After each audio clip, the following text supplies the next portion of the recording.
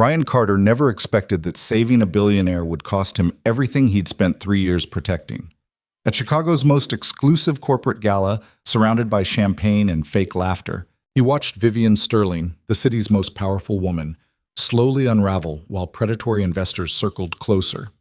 One choice, one moment, and suddenly, the invisible single father who only wanted to survive became the one person standing between a broken empire and complete destruction. But when you rescue someone who has everything, what happens when she decides she wants the one thing money can't buy? This is their story. If you're watching from anywhere in the world, hit that like button and drop your city in the comments. I want to see how far this reaches. Ryan Carter straightened his rented tie for the fourth time in 10 minutes, trying not to think about how much the deposit had cost. The grand ballroom of the Langham Hotel stretched before him like some kind of fever dream. Crystal chandeliers the size of compact cars, ice sculptures melting slowly beside champagne fountains, and enough designer suits to fund Sophie's college education 3 times over. He didn't belong here. Never had. Never would. Mr. Carter, his boss, Gerald Patterson, appeared at his elbow with that sharp smile that always preceded something terrible. Remember, visibility. The partners are watching.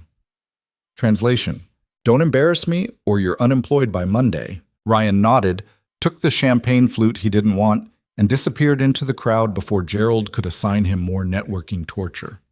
3 years. 3 years since Rachel walked out. Since he became a single father overnight. Since his entire life shrank down to one priority: keeping Sophie safe, fed, and happy. Everything else was just survival. The gala was survival. His mid-level position at Patterson and Klein required occasional appearances at these corporate nightmares, smiling at people who looked through him like he was furniture. He'd learned the trick early. Find a corner, look busy, leave the second it was acceptable. But tonight, something was different. He saw her across the room, and even through 200 bodies and enough collective wealth to buy a small country, Vivian Sterling was impossible to miss. Not because of the midnight blue gown that probably cost more than his car, not because every third conversation seemed to orbit her name, but because while everyone else performed their carefully rehearsed social dances, she stood perfectly still beside a marble column, holding a champagne glass like it was the only thing keeping her upright. Ryan knew that posture. He'd worn it himself for months after Rachel left. That particular blend of exhaustion and desperation, hidden behind just enough composure that most people never noticed. Most people weren't looking. He was. "That's Vivian Sterling," someone said nearby, a junior associate whose name Ryan could never remember. Sterling Enterprises. Forbes 400. 30 years old and worth more than everyone in this room combined. Ball or Marsitza? I heard her father's furious she won't get married, another voice chimed in. All that money and power, but apparently she's failing at the only job that matters, finding a husband. They laughed. Ryan didn't. He watched Vivian take another drink, watched her smile at someone who approached with business cards and ambition. But her eyes were wrong, too bright, too glassy. And when the older man in the expensive suit touched her elbow, steering her toward a quieter section of the ballroom, something cold settled in Ryan's chest. He recognized that move too, the isolation tactic. Separate the target, lower their defenses, make your pitch when they're vulnerable. None of his business. He should find Gerald, make his appearance count, go home to Sophie and Mrs. Chen, who was probably asleep on his couch by now. Instead, Ryan found himself moving through the crowd. The man had cornered Vivian near the North Terrace entrance, talking too close, one hand still on her arm. Ryan couldn't hear the conversation, but he could read Vivian's body language. The slight sway, the unfocused eyes, the way she kept blinking like she was trying to clear fog. "Excuse me." Ryan stepped into their space with all the confidence he didn't feel. "Ms. Sterling, I'm so sorry to interrupt, but there's an urgent call from Tokyo. They said it couldn't wait." The older man turned, irritation flashing across his face. Up close, Ryan recognized him. Marcus Hendricks, CEO of Hendricks Financial Group, the kind of investor who smiled while he destroyed companies. "Who the hell are you?" Hendricks didn't move his hand from Vivian's arm. "Ryan Carter, Patterson, and Klein. We're handling the Sterling Enterprises merger documentation." The lie came surprisingly easy. "The Tokyo office needs Ms. Sterling's approval on the regulatory filings. Time sensitive." Vivian blinked at him. For a moment, Ryan thought she'd call him out, tell Hendricks he was lying, get him fired and possibly arrested. But something shifted behind those exhausted eyes. A flash of recognition, not of him, but of the escape route he'd just offered. Of course, her voice was steadier than Ryan expected. Marcus, we'll continue this conversation next week. My office will call yours. Hendricks' smile never reached his eyes. Vivian, I really think we should finalize next week. Steel beneath the polite words. Ryan offered his arm, and after a heartbeat's hesitation, Vivian took it. They walked toward the terrace, leaving Hendricks standing there with his predatory smile finally cracking. The moment they stepped outside into the October cold, Vivian released his arm and leaned against the stone railing, breathing like she'd just surfaced from deep water. There's no call from Tokyo, is there? No. Patterson and Klein doesn't handle my merger documentation. No. So you just committed corporate fraud to rescue someone you've never met? Ryan shrugged. Technically, I just lied. Not sure that qualifies as fraud. Vivian laughed, sharp and unexpected, nothing like the polished sound he'd heard inside. You have no idea who that was, do you? Marcus Hendricks, hostile takeovers, reputation for targeting vulnerable companies, and asset stripping them. Ryan met her eyes. And you were vulnerable, exhausted, probably hadn't eaten all day, definitely had too much champagne on an empty stomach, and he knew exactly what he was doing. The laughter died.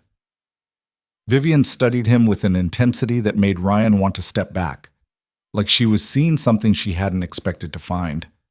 Why? Why what? Why risk your job? Because that's what you did. If Hendricks complains to my father, if word gets back to your firm that you interfered in a private business conversation, you're finished. So why? Wait. On.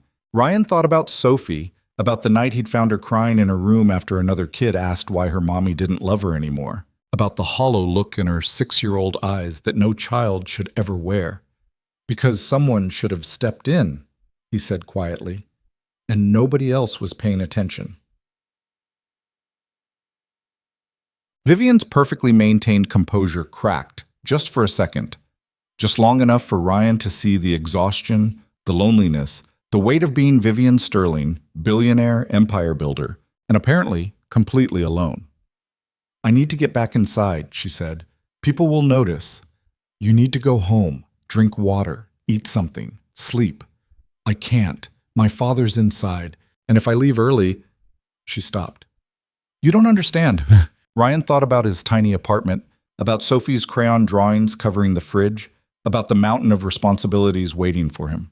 He understood perfectly. You're right, he said. I don't.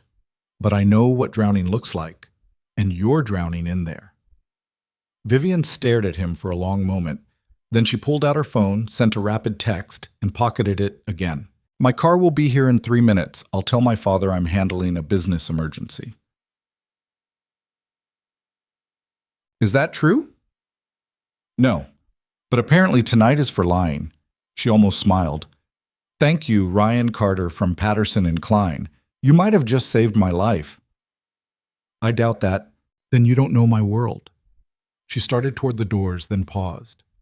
And Ryan? Hendricks will remember you. He's the type who never forgets when someone makes him look foolish. Great. I'll make sure he doesn't destroy your career. Consider it payment for the rescue. Before Ryan could respond, she was gone, disappearing back into the gala with the same perfect posture she'd worn all evening, like the last 10 minutes had never happened. Ryan stood on the terrace alone, Chicago's skyline glittering before him, and wondered what the hell he'd just done. The consequences arrived faster than expected. Monday morning, Gerald called Ryan into his office before he'd even finished his coffee. Marcus Hendricks called me personally this weekend. Gerald's voice was ice. Apparently you interfered in a private business conversation with Vivian Sterling at Friday's gala. Want to explain that? Ryan's stomach dropped. So much for Vivian protecting his career. I thought she needed assistance. You thought? You're a junior analyst, Carter. You don't think. You don't interfere with billionaires and their business partners. You certainly don't lie about phone calls from Tokyo. I don't care what she looked like. Hendricks wants you fired. He suggested you were drunk, inappropriate, possibly trying to leverage a connection with Sterling Enterprises for personal gain. The words hit like punches. Ryan forced himself to stay calm, to not think about Sophie, about rent, about the precarious foundation of their entire life. That's not what happened. Then what did happen? Ryan met Gerald's eyes. I saw someone in trouble. I helped. That's it. Gerald leaned back in his chair, studying Ryan with an expression that might have been disgust or admiration, or both. You're either incredibly brave or incredibly stupid. Probably both. Hendricks wants blood. But Gerald pulled out his phone, scrolled through emails. Sterling Enterprises sent a letter this morning. Personal recommendation from Vivian Sterling herself. Apparently, you demonstrated exceptional judgment and professional discretion during a complex business situation. She's requesting that Patterson and Klein assign you to assist with their upcoming merger documentation. Permanently. Ryan's brain stuttered. What? It's a 7-figure contract, Carter. The kind of account that makes partners very, very happy. Gerald's smile was predatory. So congratulations. You just became the most valuable junior analyst in this firm. Don't screw it up. Book.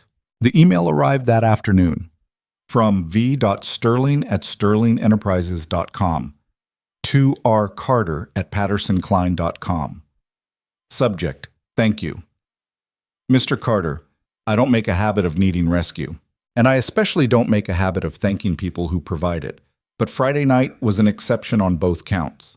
I've ensured that Marcus Hendricks will not pursue any action against you. I've also provided your firm with enough incentive to view your interference as valuable initiative rather than terminable offense. Consider us even. However, and I'm aware this is highly irregular, I would appreciate the opportunity to thank you properly. Dinner, this week, my choice of venue. No business discussions, no networking. Just two people having a conversation. If you're interested, my assistant will coordinate details. Vivian Sterling. Ryan read the email 3 times. Sophie was already asleep when he got home that night, curled up with the stuffed elephant Rachel had given her before disappearing. Mrs. Chen was watching a Korean drama with subtitles, and Ryan's apartment looked exactly like what it was. A single father's survival space, held together with exhaustion and determination. He opened his laptop and stared at the email. This was insane. Vivian Sterling didn't have dinner with junior analysts. She didn't send personal emails to men she'd met once. And she definitely didn't use phrases like, just two people having a conversation, unless she wanted something. Ryan had spent 3 years learning to recognize danger, learning to protect Sophie from anything that could disrupt their fragile stability. And Vivian Sterling, beautiful, powerful, damaged, was danger wearing a designer gown. He should decline, politely, professionally. Instead, he hit reply. Miss Sterling, dinner works, but I picked the venue and I'm paying. You rescued my career. Least I can do is buy you a meal. Ryan. Her response came in under 2 minutes. Deal. Thursday, 7 p.m. Surprise me. No. Ryan took Vivian Sterling to Jimmy's diner. It was possibly the worst decision he'd ever made. The look on her face when the car pulled up to the grease-stained windows and flickering neon sign was worth documenting. She stepped out wearing a dress that probably cost more than Jimmy's entire property value, and for a moment Ryan wondered if he'd just committed social suicide. This is your choice? She stared at the diner like it might be contagious. You said surprise you. I'm guessing nobody's ever taken you for a $3 burger. There's a reason for that, but she followed him inside anyway. Jimmy's was exactly what it looked like, a Southside institution that hadn't changed since 1987, complete with cracked vinyl booths, a jukebox that only played Motown, and coffee that could strip paint. The dinner rush was in full swing, and every head turned when Vivian walked in. Ryan! Jimmy himself appeared from the kitchen, grinning. Twice in 1 week? Sophie feeling better? Much better. Thanks for the soup, by the way. She loved it. Jimmy's eyes slid to Vivian, widened slightly, then returned to Ryan with a look of pure confusion. Your usual booth? Please. They slid into the corner booth, the one with duct tape holding the seat together, and a view of the entire restaurant. Vivian looked around like an anthropologist studying a foreign culture. You come here often? Every Sunday. Sophie loves the milkshakes. Ryan handed her a laminated menu that had definitely seen better days. And before you ask, yes, everything is terrible for you. No, they don't have a gluten-free option, and the coffee will either cure you or kill you. Vivian studied the menu, then looked up with an expression Ryan couldn't quite read. You brought me here on purpose. Yeah. Why? Because you spend every day in boardrooms and penthouses and places where everyone wants something from you. I figured maybe you'd like one meal where nobody cares who you are. Vivian set down the menu. Everyone here knows who I am. I can feel them staring. They're staring because you're wearing a dress that costs more than their cars and sitting in Jimmy's diner. Give it 5 minutes. They'll get bored. Boops! Sure enough, the attention drifted away as people returned to their meals, their conversations, their normal Thursday nights. The jukebox played Marvin Gaye. Someone laughed at the counter. And Vivian Sterling, Billionaire CEO, sat in a cracked vinyl booth looking completely lost. I don't know what to order. Cheeseburger, fries, chocolate shake, trust me. When their food arrived, greasy, perfect, completely unpretentious, Vivian stared at her plate like it was a puzzle she couldn't solve. When's the last time you ate something that wasn't prepared by a private chef or served at a business dinner? Ryan asked. I honestly don't remember. Then start with the fries. They're mandatory. Vivian picked up a fry, examined it suspiciously, then took a bite. Her expression shifted, surprise, then something that might have been pleasure. Oh my God, right? This is amazing, terrible, both? Both, definitely, both. She ate another fry. Why do I suddenly feel like I've been missing out on something important? Ryan smiled. Because you have been. Welcome to normal life. They ate in comfortable silence for a while. Around them, Jimmy's continued its usual chaos. Crying babies, first dates, old couples who'd been coming here for 40 years. The kind of messy, imperfect humanity that existed completely outside Vivian's world. Tell me about Sophie, Vivian said finally. The request caught Ryan off guard. What do you want to know? Everything. You mentioned her at the gala, said someone should have stepped in. You were talking about her, weren't you? About her mother? Ryan set down his burger. He didn't talk about Rachel. Not with strangers. Not with anyone except Mrs. Chen, and even then, only when necessary. But something about Vivian's expression, the genuine curiosity, the absence of judgment, made him answer. Rachel left 3 years ago. Sophie was 3. Came home from work one day and found a note on the kitchen table. Said she couldn't do it anymore. The marriage, motherhood, any of it. Said she felt like she was drowning and needed to save herself before it was too late. Vivian didn't interrupt, didn't offer empty platitudes. Divorce papers arrived 2 weeks later. Full custody to me, no contest. She signed away every right, every responsibility. Sophie asks about her sometimes, and I don't know what to say. How do you explain to a 6-year-old that her mother chose to leave? You can't. No, you can't.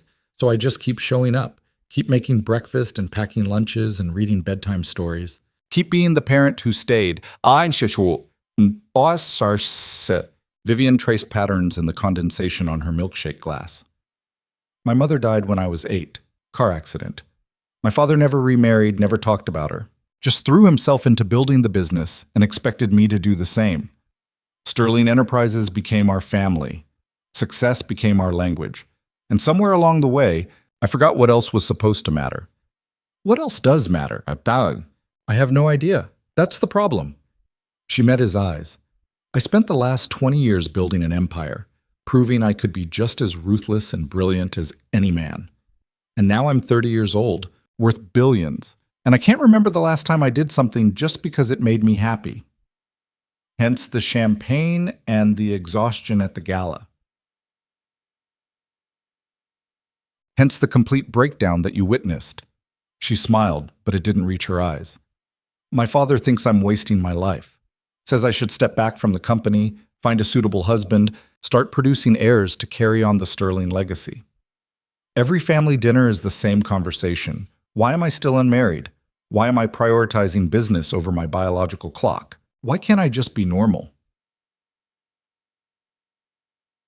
Ryan thought about Gerald's office, about Marcus Hendricks, about the thousand small ways the world tried to make people fit into boxes they'd never chosen. Screw normal, he said. Normal is overrated. Vivian laughed. Real this time, unguarded. Said the man eating a $3 cheeseburger in a diner. Exactly.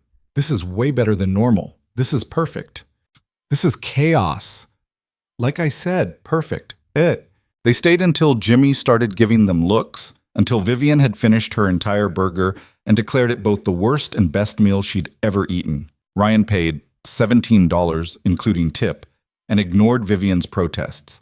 Outside, her driver waited by the black Mercedes, patient and invisible. The October night was cold enough to see breath, and Vivian wrapped her arms around herself despite the expensive coat. Thank you, she said. For this. For Friday night. For treating me like a human being instead of a business opportunity. You are a human being. Most people forget that. Ryan wanted to say something profound, something that would somehow fix the sadness he saw in her eyes. But he was just a single father who worked too much and worried constantly. And Vivian Sterling's problems were so far outside his experience that any advice would be meaningless. So instead he said, "Same time next week?" Vivian's surprise was genuine. "You want to do this again?" "Unless you've had enough of terrible diner food and normal people." "I haven't. But Ryan, people will talk. If we're seen together, if anyone finds out that Vivian Sterling is having secret dinners with a junior analyst, then we won't get seen. I know a pizza place that delivers. My apartment is small and messy and full of 6-year-old chaos, but it's private." The offer hung in the cold air between them. Ryan immediately regretted it. What was he thinking, inviting a billionaire to his crappy apartment? But Vivian's expression shifted into something soft, something vulnerable. "I'd like that," she said quietly. "Very much." Their secret started simply. Thursday nights became their time.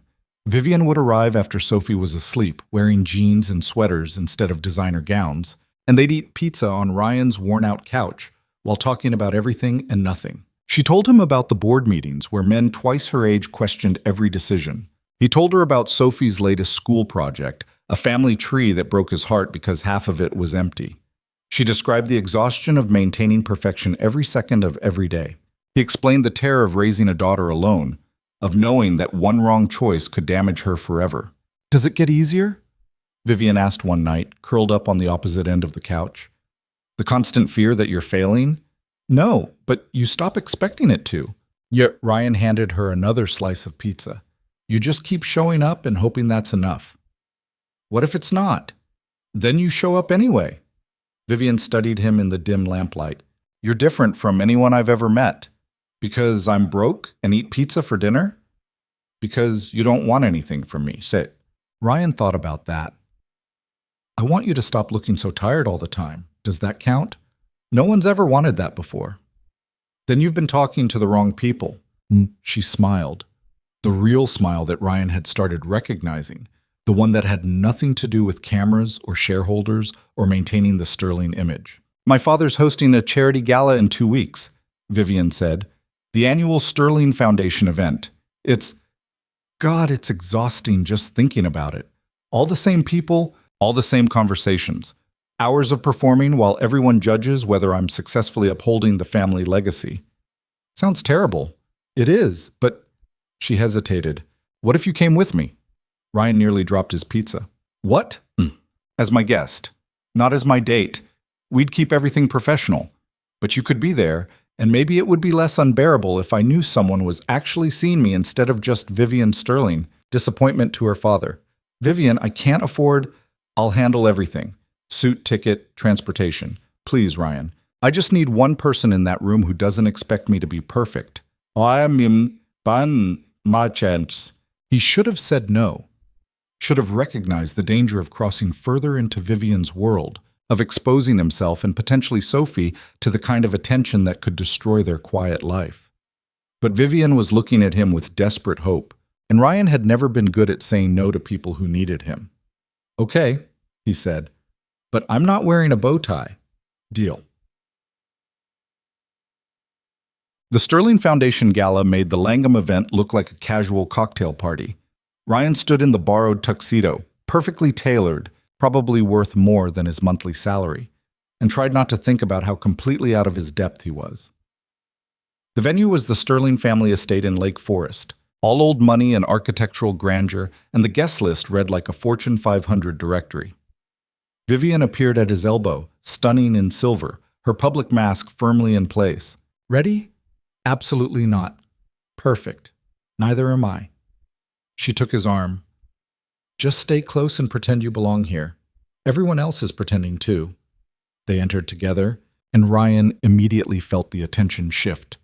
Whispers rippled through the crowd. Who was the unknown man beside Vivian Sterling? Business associate? Potential suitor? The speculation was almost physical. Ignore them, Vivian murmured. They'll create a story regardless of the truth. What followed was 3 hours of social performance art. Vivian introduced Ryan to senators, CEOs, philanthropists, and socialites, all while maintaining perfect composure. She smiled at the right moments, laughed at unfunny jokes, and navigated conversations with practiced grace. But Ryan saw the cracks.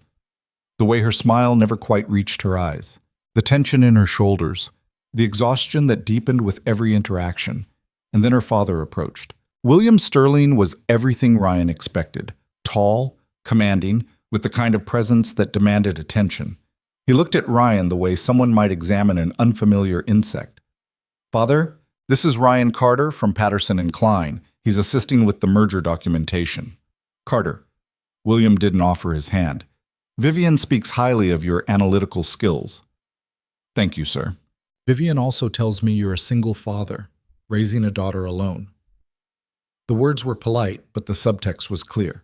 You're beneath us, beneath her, beneath this entire world. Yes, sir. Admirable. Difficult, I imagine. William turned to Vivian. Darling, Senator Morrison is asking for you. Something about the education initiative. Of course. Vivian touched Ryan's arm, brief, apologetic. I'll be right back.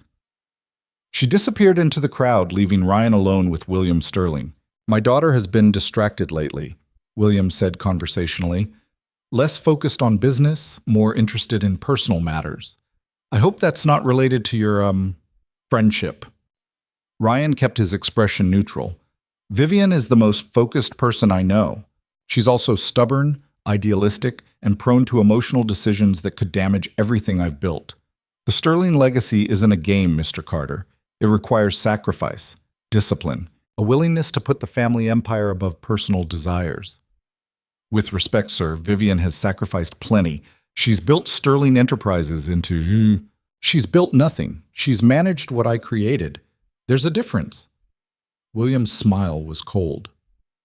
And now she's reaching an age where the board expects certain things. A stable marriage, an heir, a demonstration that the Sterling name will continue through the next generation.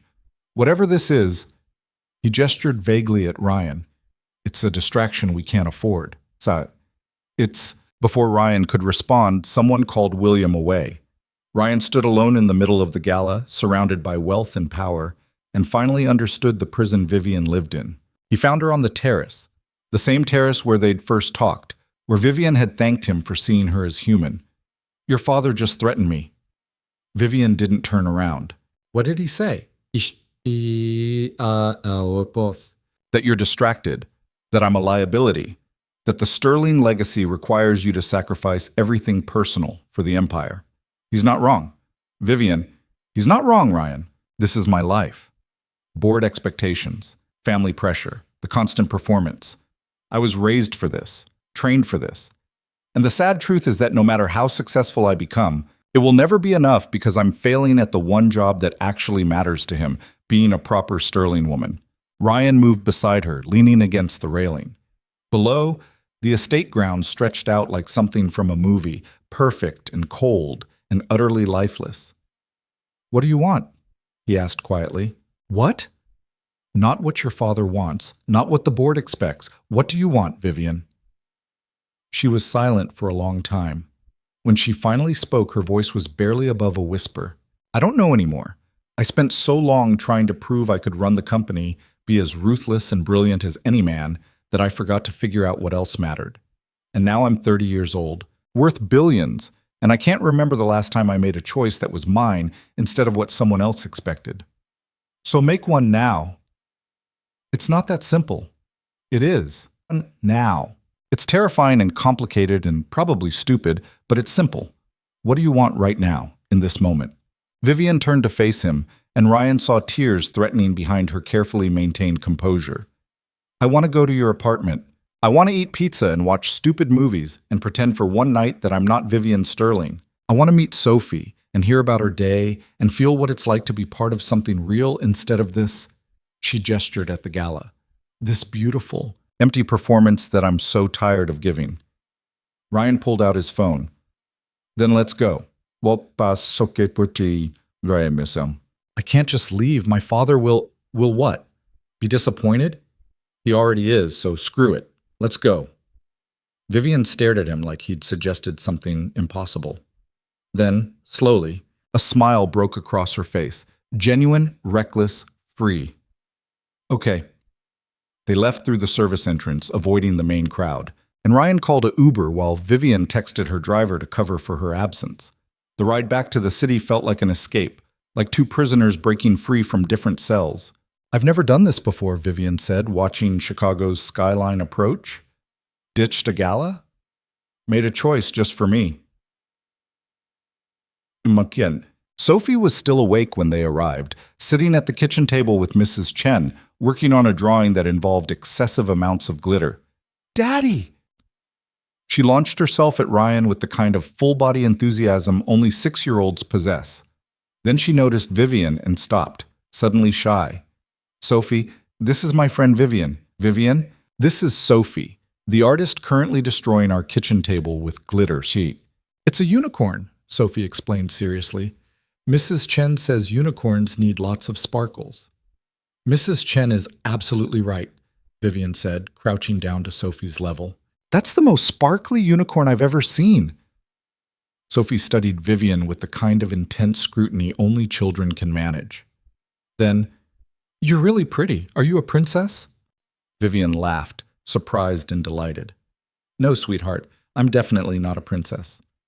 Oh, okay. Do you like pancakes? Mago. The question was so random, so perfectly Sophie, that Ryan had to fight back a smile. I've never really had them, Vivian admitted. Sophie's eyes went wide with horror. Never? Daddy, she's never had pancakes. That's so sad. It is tragic, Ryan agreed. Maybe we should fix that. Yes. 20 minutes later, after Mrs. Chen had gone home and Sophie had been convinced to save the rest of her glitter project for tomorrow, the three of them sat around Ryan's tiny kitchen table eating slightly burnt pancakes at 11 p.m. Vivian Sterling, Billionaire CEO, Forbes 400. Disappointment to her father, sat in her borrowed jeans and sweater, eating pancakes with the 6-year-old who peppered her with questions about everything from favorite colors to whether she'd ever seen a real unicorn. And for the first time in years, Vivian looked happy. These are amazing, she said, syrup dripping down her chin. They're burnt, Ryan pointed out. They're perfect. Sophie nodded seriously. Daddy always burns them a little, but that's okay because burnt pancakes taste better anyway. Clearly, I've been doing pancakes wrong my entire life. Don't worry, Sophie said with the confidence of a child who knew important truths. We can teach you. Later, after Sophie had finally fallen asleep, exhausted from excitement and too much sugar, Ryan and Vivian sat on the living room couch surrounded by crayon drawings and stuffed animals and all the beautiful chaos of a real home. Thank you, Vivian said quietly. For what? For this. For showing me what I've been missing. She looked around the small apartment, so different from her penthouse, so full of life. I don't want to go back. To the gala. To any of it. The empire, the expectations, the constant performance. I don't want to be Vivian Sterling anymore. Ryan turned to face her. Then who do you want to be? I don't know, but I want to find out. They sat in comfortable silence, the city quiet beyond the windows, and something fundamental shifted between them. It wasn't dramatic, wasn't announced. But when Vivian finally left near dawn, when she kissed his cheek and promised to call tomorrow, Ryan knew that nothing would ever be simple again. And watching her car disappear down the street, he realized he didn't care. The calls started 3 days later. Ryan's phone buzzed at 11:30 p.m. while he was reviewing quarterly reports in bed, and Vivian's name appeared on the screen like a question he hadn't expected to answer. "Can't sleep?" he said instead of hello. "I'm standing in my kitchen trying to make pancakes." Her voice carried a mix of frustration and amusement. "I have a private chef, a fully stocked gourmet kitchen, and apparently zero ability to do this without burning everything." Ryan smiled into the darkness. "How bad are we talking?" "The smoke alarm went off twice. My security team thinks there's a fire." "Did you use butter?" "I use cooking spray. Very expensive cooking spray." "That's your first mistake. Butter, medium heat, and patience. Sophie's rule is that the first pancake always sucks, so don't judge yourself by that one." "The first 3 pancakes sucked. Then you're making progress." Vivian laughed, and Ryan could hear her moving around, the faint sound of a spatula scraping against a pan. "I called my father today. Told him I needed space from the company for a while. He didn't take it well." Ryan sat up straighter. "How bad?" "He threatened to remove me from the board. Said I was having some kind of breakdown and needed psychiatric evaluation. Suggested that my recent erratic behavior was proof I wasn't fit to run Sterling Enterprises." "Vivian." "I hung up on him. For the first time in my life, I hung up on William Sterling mid-lecture." She paused. It felt amazing and terrifying in equal measure. Ryan didn't know what to say. His relationship with Rachel had ended with a note on the kitchen table, not boardroom politics and family empires. His biggest conflict was convincing Sophie to wear matching socks. "Are you okay?" he asked finally. "No, yes, I don't know." A longer pause. "Can I see you tomorrow, so?" "I have Sophie until 6. Mrs. Chen's visiting her sister. Can I come over?" "I'll bring lunch. Real lunch, not gourmet nonsense. Maybe Sophie can show me her glitter unicorn collection." Ryan thought about his apartment, about the mess and the chaos, and the complete lack of anything resembling Vivian's normal world. "You sure?" "I've never been more sure of anything." The next day, Vivian arrived at noon carrying bags from a deli Ryan recognized from 3 blocks over. She'd traded designer clothes for jeans and a Northwestern sweatshirt, her hair pulled back in a simple ponytail, and Sophie stared at her like she'd discovered something fascinating. "You look different," Sophie announced, "less sparkly." Is that good or bad? Sophie considered this with the seriousness of a Supreme Court justice. "Good. Sparkly is only for special days. Today is Saturday." Sophie's philosophy on life, Ryan explained. Sparkles are earned, not worn casually. They ate sandwiches at the kitchen table while Sophie described her week in exhaustive detail. How Emma brought a hamster for show and tell. How Mrs. Patterson said her reading was getting really good. How the boy who'd been mean about her mommy leaving got in trouble for pushing someone on the playground. Vivian listened to every word, asked questions, and didn't check her phone once. After lunch, Sophie dragged Vivian to her room to see the unicorn collection, and Ryan stood in the doorway watching Vivian sit cross-legged on the floor, while his daughter explained the intricate mythology she'd created for each stuffed animal. "This one is Princess Sparkle. She's the leader because she's the oldest and has the most glitter. And this one is Moonbeam. She's shy, but really brave when it matters. And this one, is that Pancake?" Vivian pointed to a unicorn with syrup-colored fur. Sophie's face lit up. "Yes, I named her after you came over. Because pancakes are the best food and she's the best unicorn." Ryan watched Vivian's expression shift. Surprise, then something softer, almost vulnerable. Like she'd just been given something precious and didn't quite know how to hold it. "That's the best name I've ever heard," Vivian said quietly. Later, after Sophie had been convinced to do her homework, a battle Ryan fought every weekend, Vivian helped him fold laundry in the living room. It was possibly the most domestic thing Ryan had ever done with another adult, and the absurdity wasn't lost on him. "Does the press know you're spending your Saturday folding a 6-year-old's pajamas?" Boris. "The press thinks I'm at a spa in Arizona recovering from stress." Vivian matched 2 of Sophie's socks, both covered in cartoon cats. "My assistant is very good at creating alibis." "You're hiding." "I'm surviving." She set down the socks and looked at him. "My father called the board, emergency meeting Monday morning. They're voting on whether to remove me as CEO. Ryan stopped folding. Can they do that? If they decide I'm mentally unfit? Yes. And my father has been very carefully building that narrative. The sudden absence from the office, the rejection of suitable marriage prospects, the friendship with, she gestured at Ryan, inappropriate connections. I'm an inappropriate connection? You're a junior analyst with a 6-year-old daughter and no family money. In my father's world, that's basically a character flaw.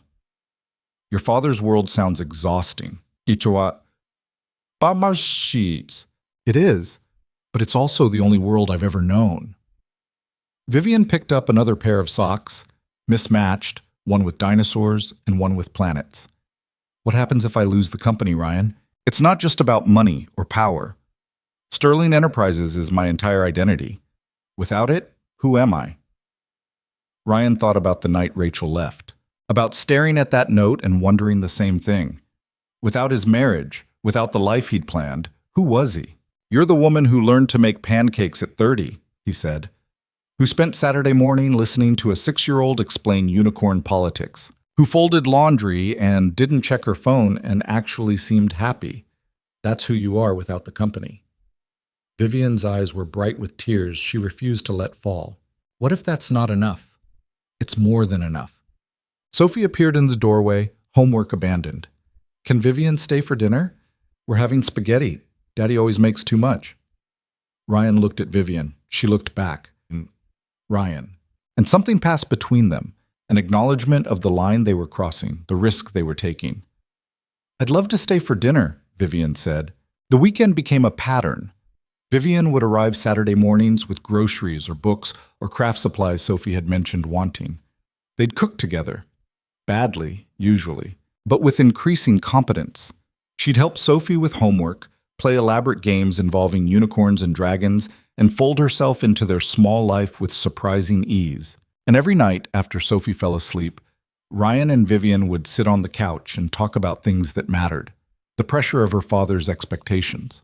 His fear that he was failing Sophie by not providing a complete family. Her growing realization that she'd spent years building something she'd never actually wanted. I thought success would feel different, Vivian said one night, curled up against the armrest with a mug of tea.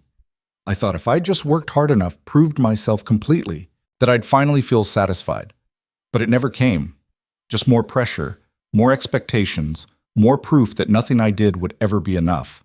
Because you were chasing someone else's definition of success. What's yours?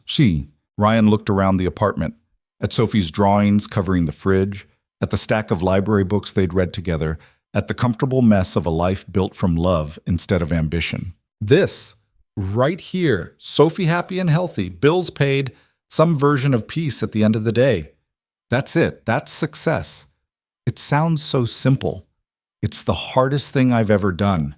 Vivian set down her tea and moved closer, and Ryan felt the shift, the moment when friendship started becoming something else, something more complicated and infinitely more dangerous.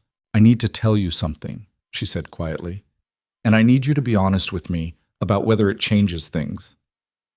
Ryan's heart kicked against his ribs. Okay, I'm falling for you, for this life you've built, for the way Sophie looks at the world, for the fact that you see me as human instead of an empire.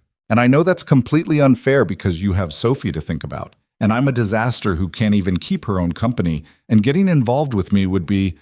Ryan kissed her. It wasn't planned, wasn't smooth. He just leaned forward and kissed her because words felt inadequate, and because he'd been wanting to for weeks, and because Vivian Sterling looked terrified and hopeful in equal measure. She kissed him back, and for a moment, nothing else existed. Not the company or the board meeting or William Sterling's disappointment. Just two broken people finding something whole in each other. When they finally pulled apart, Vivian's expression was stunned. That was ashish. A mistake? Ryan offered. Perfect. Terrifying. Probably both. Both is becoming our theme. So, Ryan, I need you to understand what you're getting into. If this becomes public, if anyone finds out about us, the media will destroy you. They'll dig into your life, Sophie's life, every choice you've ever made. And my father, He'll see you as a threat and eliminate you without hesitation. I'm a junior analyst. How threatening can I be? You're the thing that makes me question everything I've built. That's the most threatening thing in William Sterling's world. Ryan took her hand, small and cold despite the warm apartment. Then we keep it private. We're careful. We protect Sophie first, always. But Vivian, I'm tired of playing it safe and ending up alone, and I think you are too. Vivian squeezed his hand. Monday's board meeting will determine everything. If they remove me as CEO, if my father wins, then none of this matters because I'll have nothing left to protect. You'll have this. You'll have us. Will I? The question was raw, vulnerable. Because in my experience, people don't stick around when things get hard. They leave. They save themselves. Shit. Ryan thought about Rachel's note, about the empty side of the bed, about 3 years of proving to himself and Sophie that he wouldn't leave no matter how hard it got. I'm not people, he said, and I don't run. The kiss this time was slower, deeper, weighted with promises neither of them knew if they could keep. Sunday evening, Vivian left for the first time looking reluctant. Sophie had already said goodnight, and Ryan walked Vivian to the door with the awareness that tomorrow might change everything. Whatever happens at that meeting, he said, you're stronger than they think, stronger than your father believes, and if they can't see that, they don't deserve you. Vivian leaned against the doorframe. I've spent my entire life trying to earn my father's approval, trying to prove I was worth the Sterling name, and now I'm about to lose it all because I finally figured out that his approval was never worth having. Then you've already won. It doesn't feel like winning. It will, eventually. She kissed him goodnight, soft and sad and full of uncertainty, and disappeared into the elevator. Ryan stood in his doorway long after she'd gone, wondering what the hell he'd just committed to and whether he'd just made the biggest mistake of his life. Monday arrived like a storm. Ryan was in his office reviewing contracts when his phone buzzed with a text from Vivian. They voted, I'm out. 3 words. The end of an empire. Ryan stared at the message, trying to process what it meant.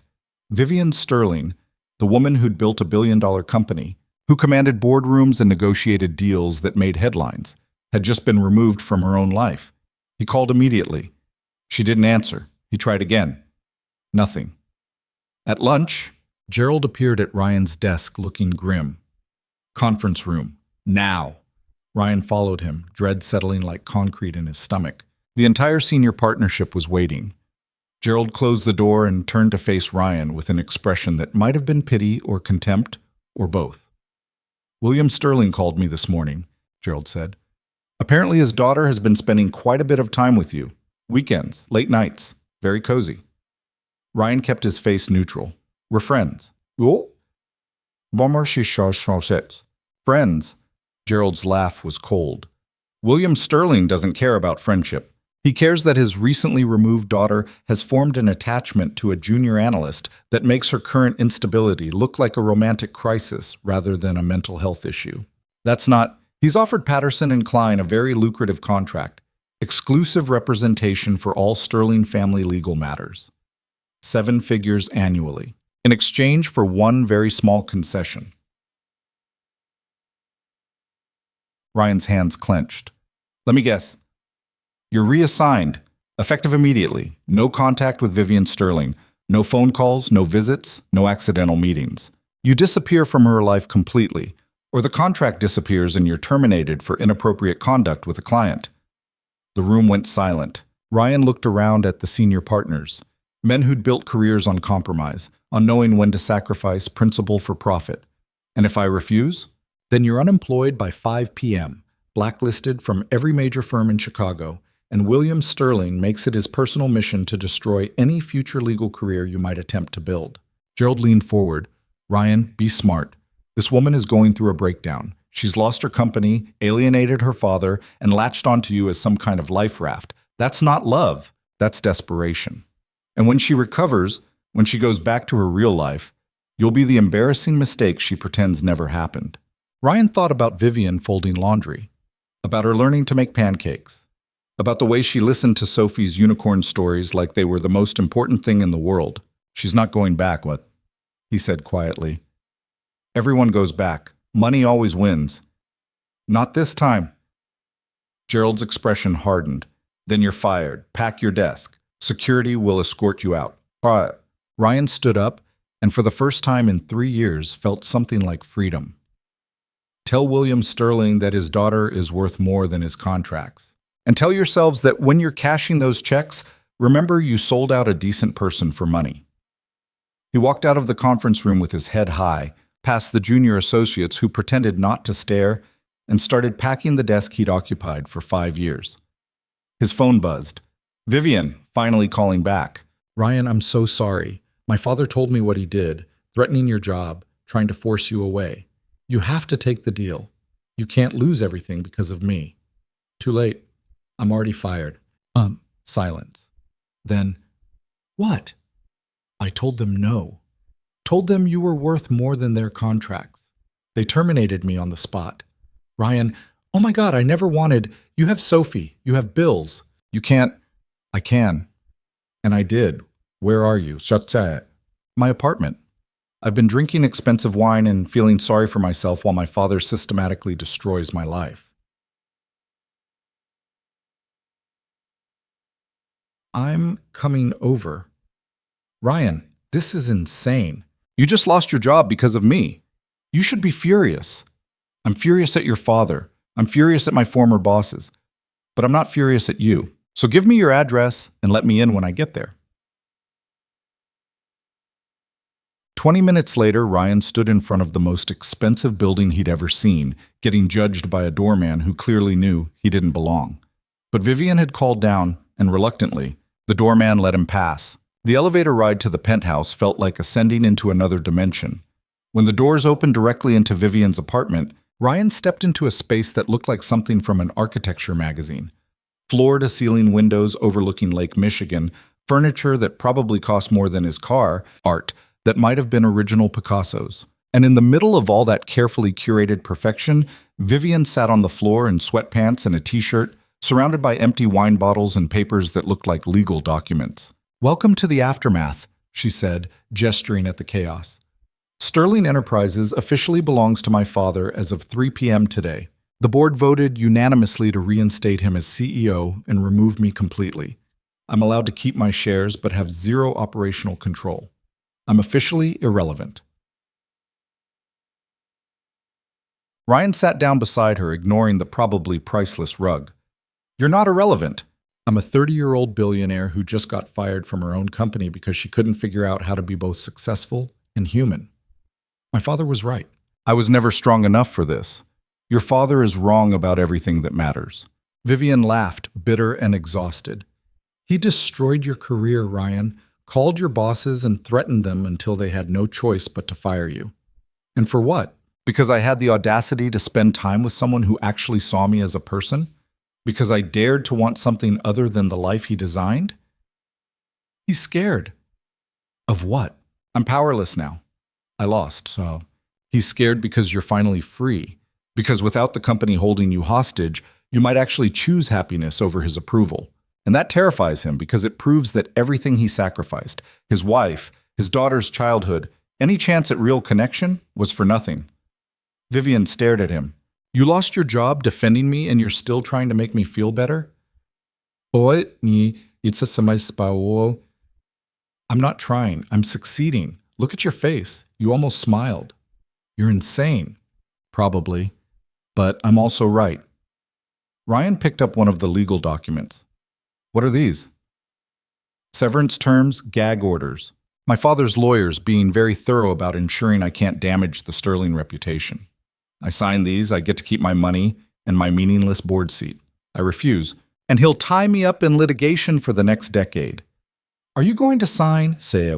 Vivian took the papers from him and stared at them like they were written in a foreign language. I don't know. Part of me wants to fight, to prove that he can't just erase me from the company I built. But another part, the part that's been exhausted for years, just wants to walk away, to finally admit that I never wanted this life in the first place. Then walk away. It's not that simple.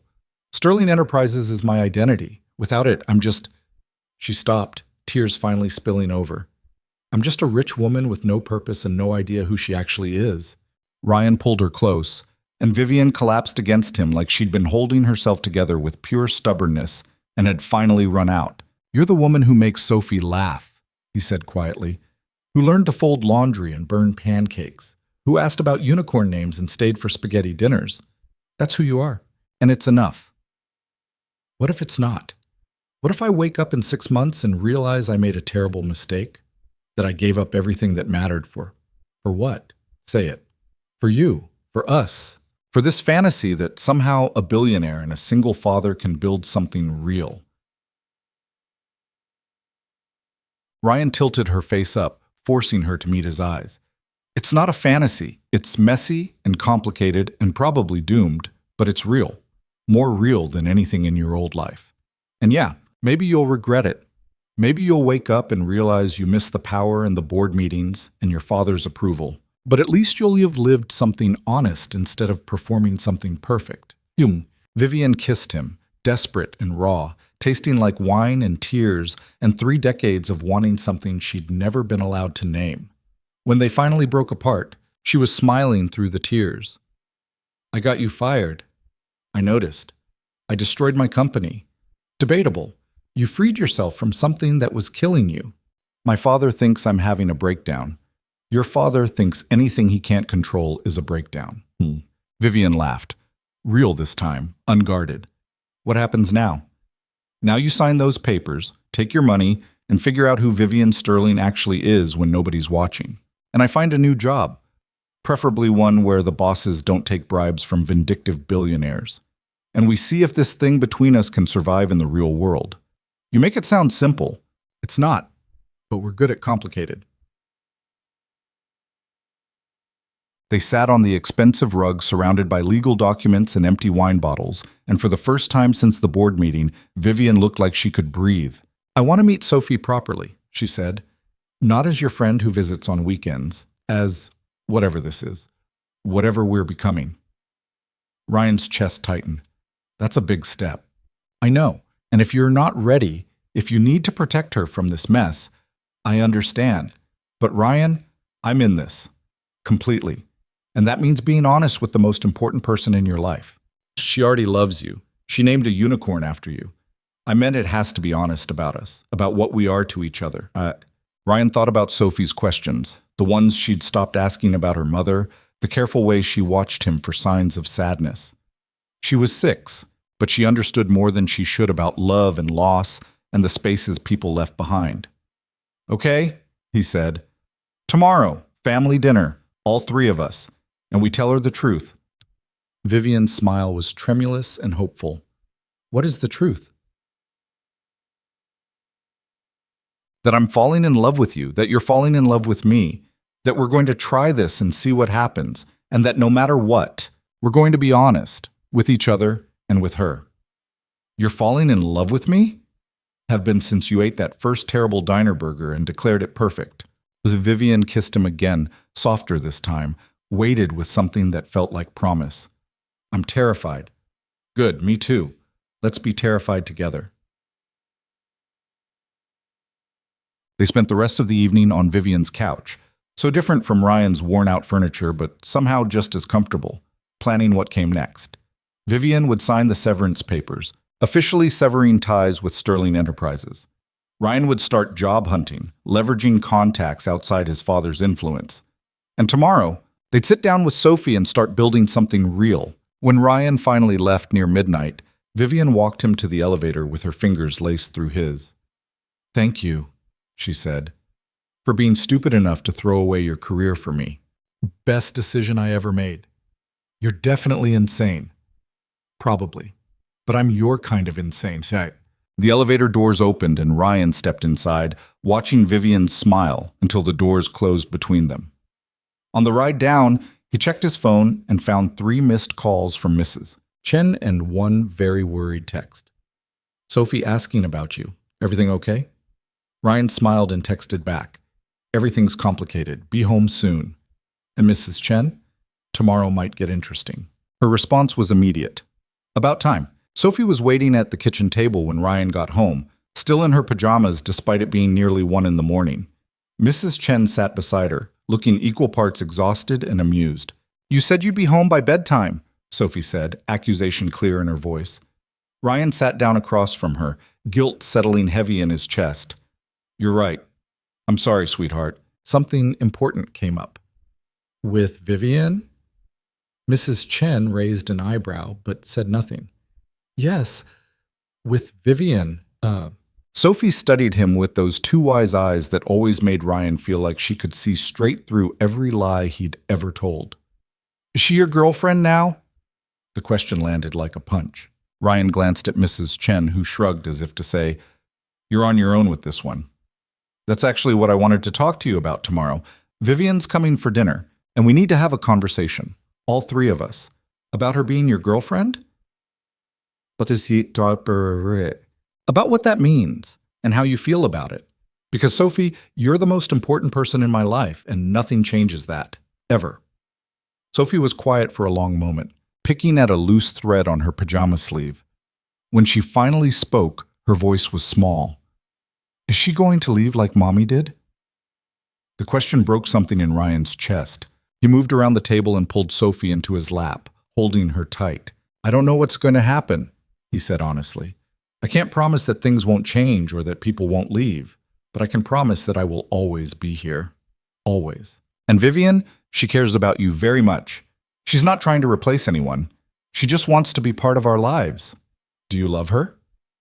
Ryan thought about lying, about protecting Sophie from complications she was too young to understand. But she'd already lived through enough lies when Rachel left. I think I'm starting to. Yeah. Does she love you? I think so, but we're still figuring it out. Sophie was quiet again, and Ryan could feel her processing, trying to make sense of adult emotions that didn't have easy answers. Pancake likes her, Sophie said finally. The unicorn.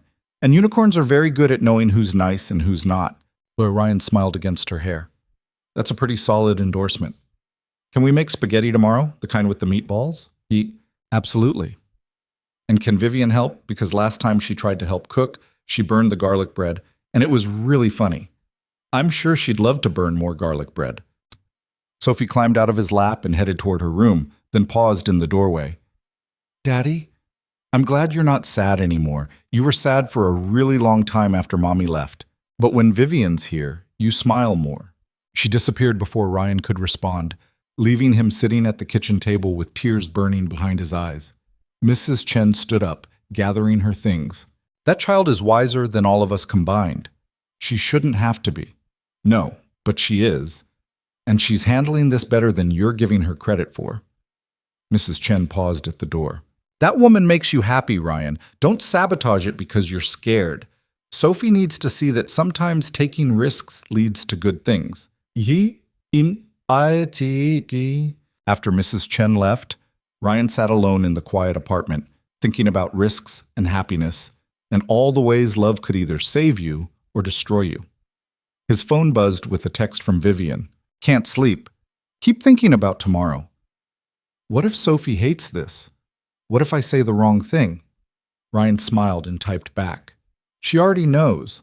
Asked me if you were my girlfriend at 1 a.m. I told her the truth. What did she say? That her unicorn likes you, which is apparently the highest possible recommendation. I'm going to cry. That's the sweetest thing I've ever heard. Don't cry yet. Save it for when you burn the garlic bread tomorrow. You're never letting me live that down, are you? Never. Good. See you at 6. And Ryan, thank you for being brave enough to tell her the truth. Thank you for being worth the truth. Ryan fell asleep on the couch, still holding his phone. And when he woke up 6 hours later, Sophie was already awake and making a list of questions for Vivian written in purple crayon. The day passed in a blur of nervous energy. Ryan cleaned the apartment 3 times, changed his shirt twice, and burned his own batch of garlic bread while testing the recipe. Sophie rearranged her unicorn collection 4 different ways before deciding on a semicircle formation that she declared official and welcoming. At 5:30, Ryan's phone rang. Unknown number. Mr. Carter, this is Elizabeth Hendricks from the Chicago Tribune. I'm working on a story about Vivian Sterling's recent departure from Sterling Enterprises, and sources indicate you may have played a role in her decision. Would you care to comment? Ryan's stomach dropped. No comment. We have confirmation that you were fired from Patterson and Klein yesterday following intervention from William Sterling. We also have photographs of you entering Ms. Sterling's residence last night and leaving after midnight. The public has a right to know if this relationship influenced her corporate decisions. This conversation is over. Mr. Carter, the story runs tomorrow with or without your input. If you'd like to provide context. Ryan hung up and immediately called Vivian. She answered on the first ring. The press found out. How did you know? Because 3 different reporters have called me in the last hour. My father leaked it. He's positioning me as unstable and you as the opportunist who took advantage. The story breaks tomorrow morning, and it's going to be ugly. Ryan looked at Sophie. Etienne, Ryan, who was sitting on the floor adding glitter to a welcome sign she'd made. We need to cancel tonight. If reporters show up here, if Sophie gets photographed, no. Vivian's voice was firm. We're not canceling, we're not hiding, and we're definitely not letting my father control our lives because he's afraid of looking bad. Vivian, this affects Sophie. If her face ends up in the papers, if kids at school start asking questions, then we prepare her. We're honest. We do exactly what we planned, but we do it knowing that tomorrow might bring consequences. Ryan, I've spent my entire life making decisions based on what other people would think. I'm done. Are you? Ryan watched Sophie add more glitter, completely unaware that her small world was about to collide with something much bigger and more dangerous. No, he said finally. I'm not done. Come over. We'll deal with whatever happens. I'm already in the car.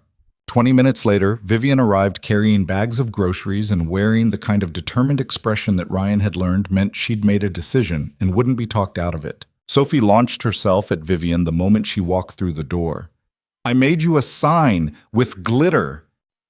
Vivian knelt down to examine the poster board covered in purple glitter and crayon drawings of unicorns. This is the most beautiful sign I've ever received. Can I keep it? Yes. I made it special for tonight because Daddy said we're having an important conversation. We are. A very important one. Vivian looked up at Ryan and he saw the fear beneath her brave face. But first, I heard someone needs help burning garlic bread? Sophie giggled. You're really bad at cooking. The worst! Your dad's been making fun of me for weeks. They moved to the kitchen, and Ryan watched Vivian and Sophie work together, measuring ingredients, mixing sauce, and yes, burning the garlic bread exactly as predicted. The normalcy of it felt surreal given what was coming tomorrow, but Ryan forced himself to stay present, to appreciate this moment before everything got complicated. Dinner was chaotic in the best way. Sophie told elaborate stories about school. Vivian asked questions that showed she'd been paying attention to every detail, and Ryan sat back watching 2 of the most important people in his life connect in ways that felt both terrifying and right. After the dishes were cleared and Sophie had been convinced to save the ice cream for after the conversation, they moved to the living room. Vivian sat on the couch looking more nervous than Ryan had ever seen her, and Sophie settled between them with Pancake the unicorn clutched in her arms. Sophie, Ryan started. You know how you asked if Vivian was my girlfriend? Uh-huh. Well, she is, and we wanted to talk to you about what that means. Sophie looked at Vivian, then back at Ryan. Does it mean she's going to live here? No, she has her own apartment, but it means she'll be around more, that she's important to both of us, and that we want you to feel comfortable with that. Do you love her? The directness of 6-year-olds never failed to catch Ryan off guard. Vivian's eyes went wide, and Ryan took a breath before answering. Yes, I do. Sophie turned to Vivian. Do you love Daddy? Vivian's composure cracked, emotions flooding her face. Yes, sweetheart, I do. Very much. And do you love me?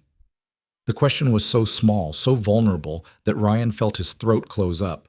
Vivian reached out and took Sophie's hand. I think you're one of the most amazing people I've ever met, Vivian said softly. You're smart and funny, and you taught me about unicorns and pancakes and all these things I never knew I was missing. So yes, Sophie, I love you too. Sophie was quiet, processing. Then, is this going to be like with Mommy? Are you going to leave? Ryan watched Vivian struggle with the question, watched her try to find words that would be both honest and reassuring. I can't promise I'll never make mistakes, Vivian said finally, and I can't promise that everything will always be perfect. But I can promise that I'm here because I want to be. Not because I have to be, but because being with you and your dad makes me happier than anything else in my life. Does that make sense? Sophie nodded slowly. Mommy left because she didn't want to be a mom anymore. She told Daddy in a letter. I wasn't supposed to know, but I heard him tell Mrs. Chen. Ryan's chest tightened. He'd tried so hard to protect Sophie from that truth, but of course she'd heard. Children always heard more than adults wanted them to. Your mommy made a choice that hurt a lot of people, Vivian said. But that was about her, not about you. You are wonderful and lovable, and anyone who doesn't see that is missing out on something incredible. That's what Daddy says. Because your daddy is very smart. Sophie hugged Pancake tighter. Can I ask you something? Anything. If you and Daddy get married someday, will you be my mom? The question hung in the air like something fragile and dangerous. Ryan started to intervene, to tell Sophie it was too soon for that conversation, but Vivian spoke first. I could never replace your mom, she said carefully. But if that ever happened, I would love to be someone you could count on. Someone who shows up and stays and loves you no matter what. Not a replacement, just someone who's there. Sophie considered this with the gravity of a Supreme Court justice, then nodded. Okay, but you have to promise to get better at cooking, because Daddy's garlic bread is way better than yours. The tension broke. Vivian laughed, tears sliding down her cheeks. Deal. I promise to take cooking lessons. And you have to learn all the unicorn names. There are 17 now. I'll make flashcards. And you have to come to my school play next month. I'm a treat. I wouldn't miss it for anything. Sophie seemed satisfied with these terms. She climbed off the couch, declared she was ready for ice cream now, and headed to the kitchen like she hadn't just negotiated the terms of their entire future. Ryan and Vivian sat in stunned silence. That went better than expected, Ryan said finally. She asked if we were getting married. She's 6. She thinks in absolutes. She also asked if I'd be her mom. Vivian's voice cracked. Ryan, I don't know how to be a mother. I can barely take care of myself. You're doing fine. I burned garlic bread and cried during a conversation about unicorns. That's not fine. That's human. Sophie doesn't need perfect. She just needs present. Vivian leaned against him and Ryan wrapped his arm around her shoulders, pulling her close. Tomorrow the story would break. Tomorrow their private relationship would become public scandal. Tomorrow, William Sterling would probably escalate his campaign to destroy both of them. But tonight, Sophie was eating ice cream in the kitchen, and Vivian was crying happy tears on his couch. And Ryan Carter, unemployed single father with no plan and too many complications, felt something he hadn't felt in 3 years. Hope. They ate ice cream together, all 3 of them, and Sophie insisted on showing Vivian her entire room, including the closet organization system she'd invented for her stuffed animals. Vivian took notes, like this was the most important information she'd ever received. At 8:30, Sophie started yawning, and Ryan initiated the bedtime routine. Vivian hung back uncertainly until Sophie grabbed her hand. You have to help with the story. Daddy always does the voices wrong.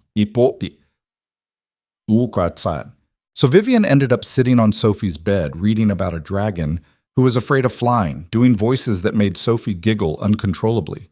Ryan stood in the doorway watching, and the image burned itself into his memory. Vivian Sterling, former CEO, billionaire, most powerful woman in Chicago, sitting on a 6-year-old's bed covered in unicorn sheets, making ridiculous dragon voices. After Sophie finally fell asleep, they retreated to the living room. Vivian collapsed on the couch, looking emotionally wrung out. That was the most terrifying thing I've ever done. You've negotiated billion-dollar deals. This was scarier. What if I'd said the wrong thing? What if she'd hated me? She asked when we're getting married. I think you're safe. Vivian groaned. We've been together less than a week, and your daughter is already planning our wedding. She's efficient. She's going to be devastated when this all falls apart. Ryan sat beside her, taking her hand. Why do you assume it's going to fall apart? Because everything in my life falls apart. My relationship with my father, my company, every friendship I've ever attempted. I don't know how to make things last, Ryan. Maybe that's because you were building on foundations that were never solid. Your father's approval was never going to be enough because he didn't want a daughter. He wanted a legacy. The company was never going to fulfill you because it was his dream, not yours. And your friendships failed because they were transactions, not real connections. And this? What foundation are we building on? Ryan thought about it, about all the reasons this was insane and doomed and completely irrational. Honesty, terrible cooking, unicorn knowledge, the fact that we both know what it's like to lose everything and keep going anyway, that's not exactly a fairy tale. No, but it's real, and real beats perfect every time. Vivian's phone buzzed. She checked it, and her expression went dark. The Tribune published early. Online edition went live 10 minutes ago. She turned the screen so Ryan could see the headline. Sterling Empire Crumbles. Billionaire Heiress Chooses Mystery Man Over Family Business. The article was brutal. It painted Vivian as unstable, Ryan as opportunistic, and their relationship as the catalyst for Sterling Enterprises' leadership change. There were photos. Ryan leaving her building at midnight, the two of them at dinner weeks ago, even a grainy shot of Vivian entering his apartment building.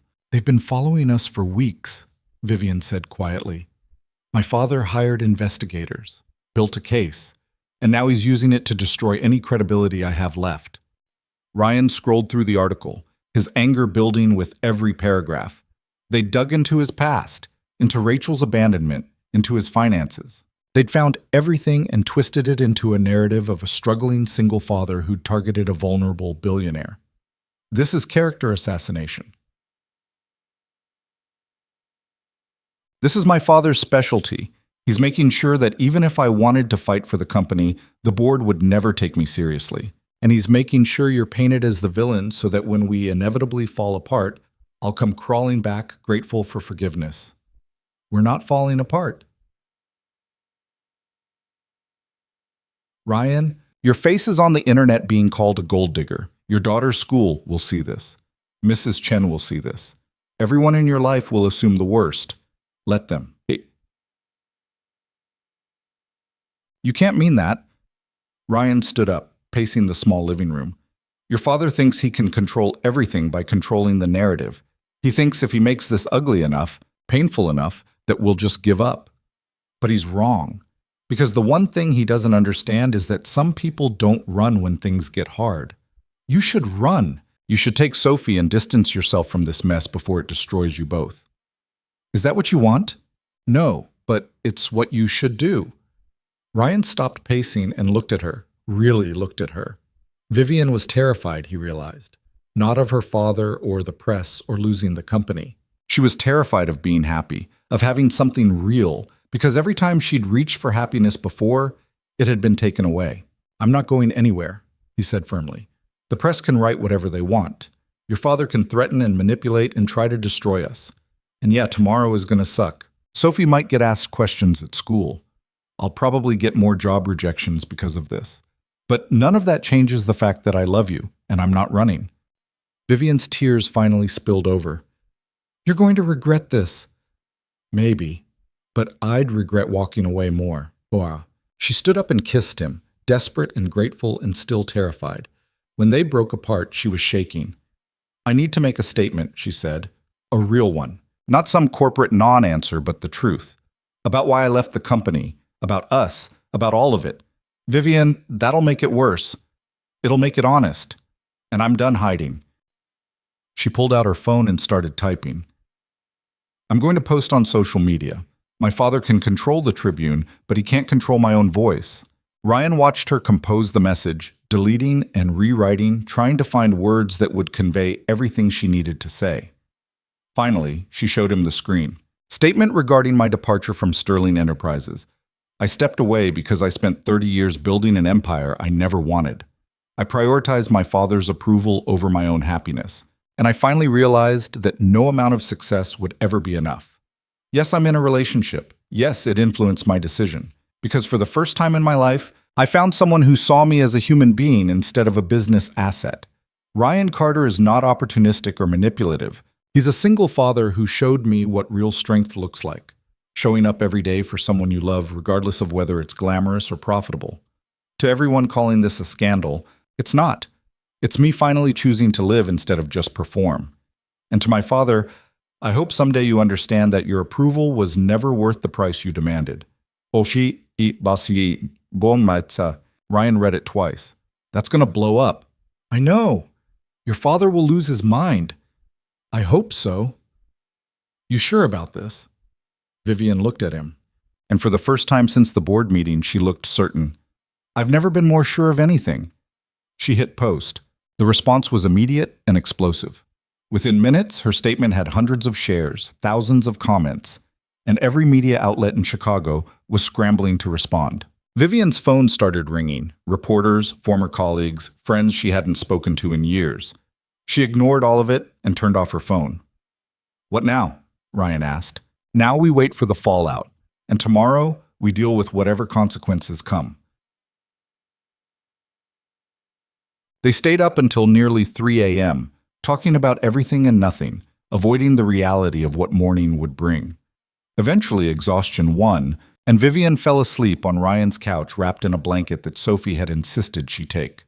Ryan covered her with another blanket, checked on Sophie, still sleeping peacefully, unaware of the storm, and finally let himself acknowledge the fear he'd been suppressing all night. This was going to get worse before it got better. William Sterling wouldn't take Vivian's statement lying down. The press would dig deeper, and somewhere in all of this, Sophie would get hurt. But looking at Vivian asleep on his couch, at the peaceful expression she wore for the first time in weeks, Ryan couldn't bring himself to regret any of it. His phone buzzed. Text from an unknown number. Mr. Carter, this is William Sterling. We should talk, privately, before this situation becomes irreparable. I'm prepared to make you a very generous offer if you walk away from my daughter and allow her to recover from this episode with some dignity and tact. Name your price. Ryan stared at the message for a long time. Then he typed back a single word. No. The response came immediately. You're making a mistake. I will destroy you. You can try. Ryan blocked the number and set down his phone. Outside, Chicago was dark and quiet, the city sleeping through the scandal that would dominate tomorrow's news cycle. Inside, in his small apartment, Vivian Sterling slept on his worn-out couch, while his daughter dreamed of unicorns and dragons. And Ryan Carter, unemployed, broke, facing down one of the most powerful men in Chicago, felt something he hadn't felt in years. Ready. Morning arrived with all the subtlety of a building collapse.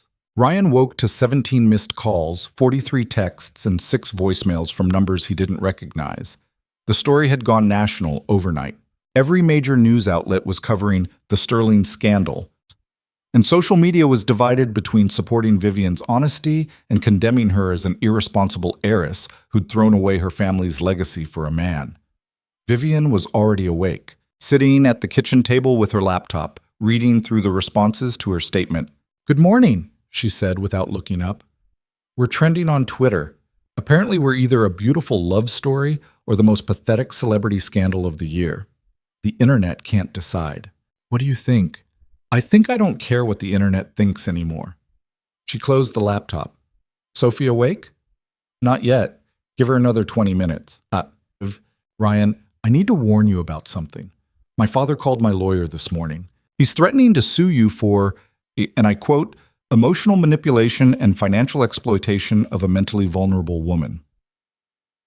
It's complete garbage, and it'll never hold up in court, but it'll be expensive and public and designed to make your life hell. Ryan poured coffee, his hands steady despite the anger building in his chest. Let him try. You need a lawyer, a good one. I can... No, you're not paying for my legal defense. That plays right into his narrative. Then how? I'll figure it out. I always do. Sophie appeared in the doorway, rubbing sleep from her eyes. She took one look at both of them and frowned. Why do you both look worried? Ryan and Vivian exchanged glances. They'd agreed last night to be honest with Sophie, but explaining this felt impossible. Remember how we talked about Vivian and me being together? Ryan said carefully.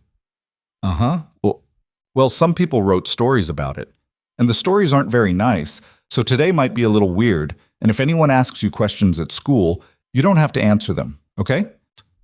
Sophie's frown deepened. What kind of questions? About Vivian, about our family.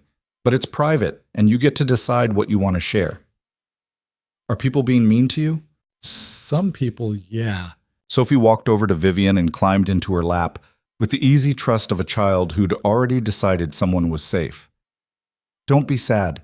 Mean people are just jealous because you're pretty and nice and you're learning to cook better. Vivian's laugh was half sob. She wrapped her arms around Sophie and held on like she was drowning. You're absolutely right, Vivian said. Mean people are just jealous. And Daddy always says that jealous people have small hearts. Your daddy is very wise. The moment was interrupted by a knock at the door. Ryan looked through the peephole and saw Mrs. Chen standing in the hallway holding a newspaper. He opened the door, and she walked in without preamble, slapping the Tribune on the kitchen table. Well, you two made quite the impression. Sophie looked at the front page. A photo of Vivian and Ryan at dinner, the headline screaming scandal. That's you guys, you're in the newspaper. We are, Ryan said, trying to figure out how to explain this without terrifying her. Mrs. Chen sat down at the table. Sophie, sweetheart, go get dressed for school. Your daddy and I need to talk to Vivian. After Sophie left, Mrs. Chen looked at both of them with an expression that was equal parts concern and approval. I've been with this family for 3 years, she said. Watched Ryan barely survive those first months after his wife left. Watched him build a life for Sophie out of nothing but stubbornness and love. And in 3 years, I've never seen him happy.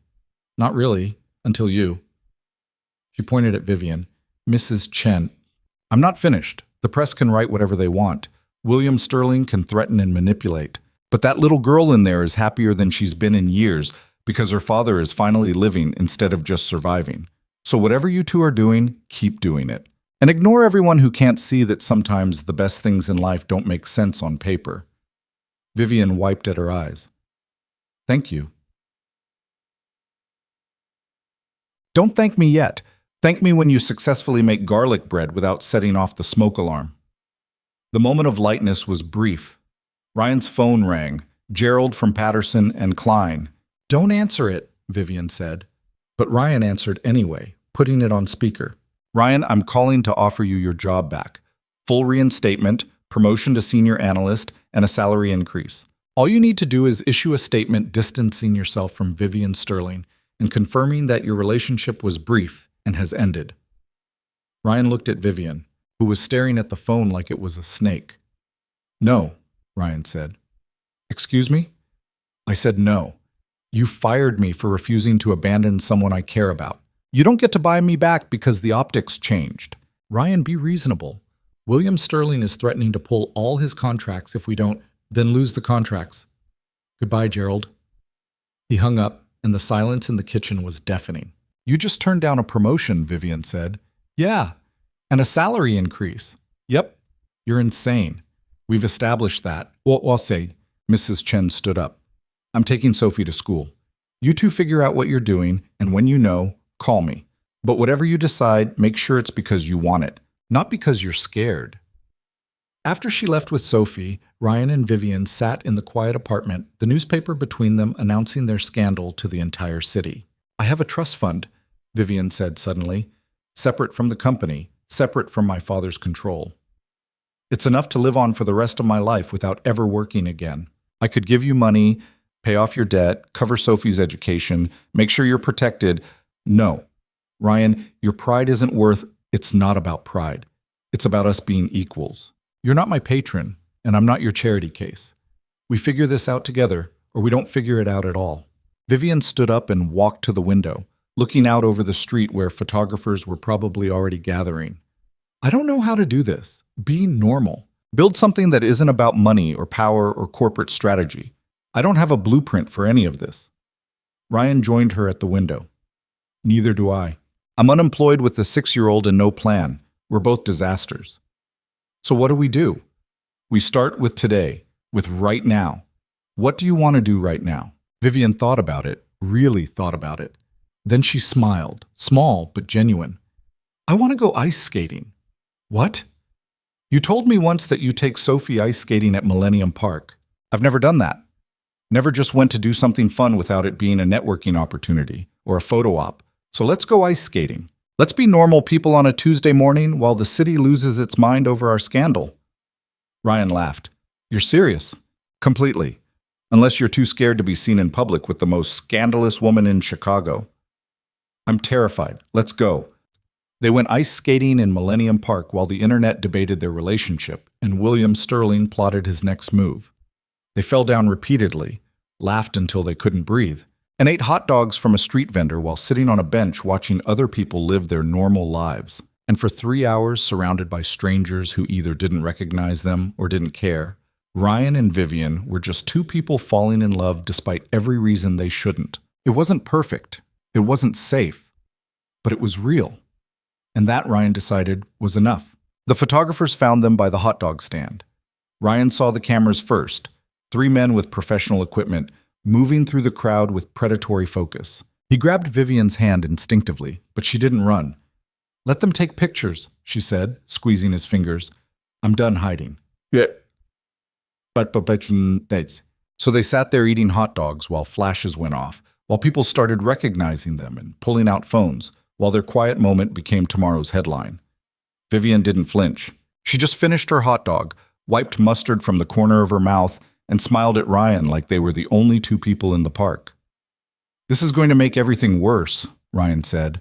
Probably, but I got to eat a $3 hot dog with you while ice skaters fell down in the background. That's worth a few dozen terrible headlines.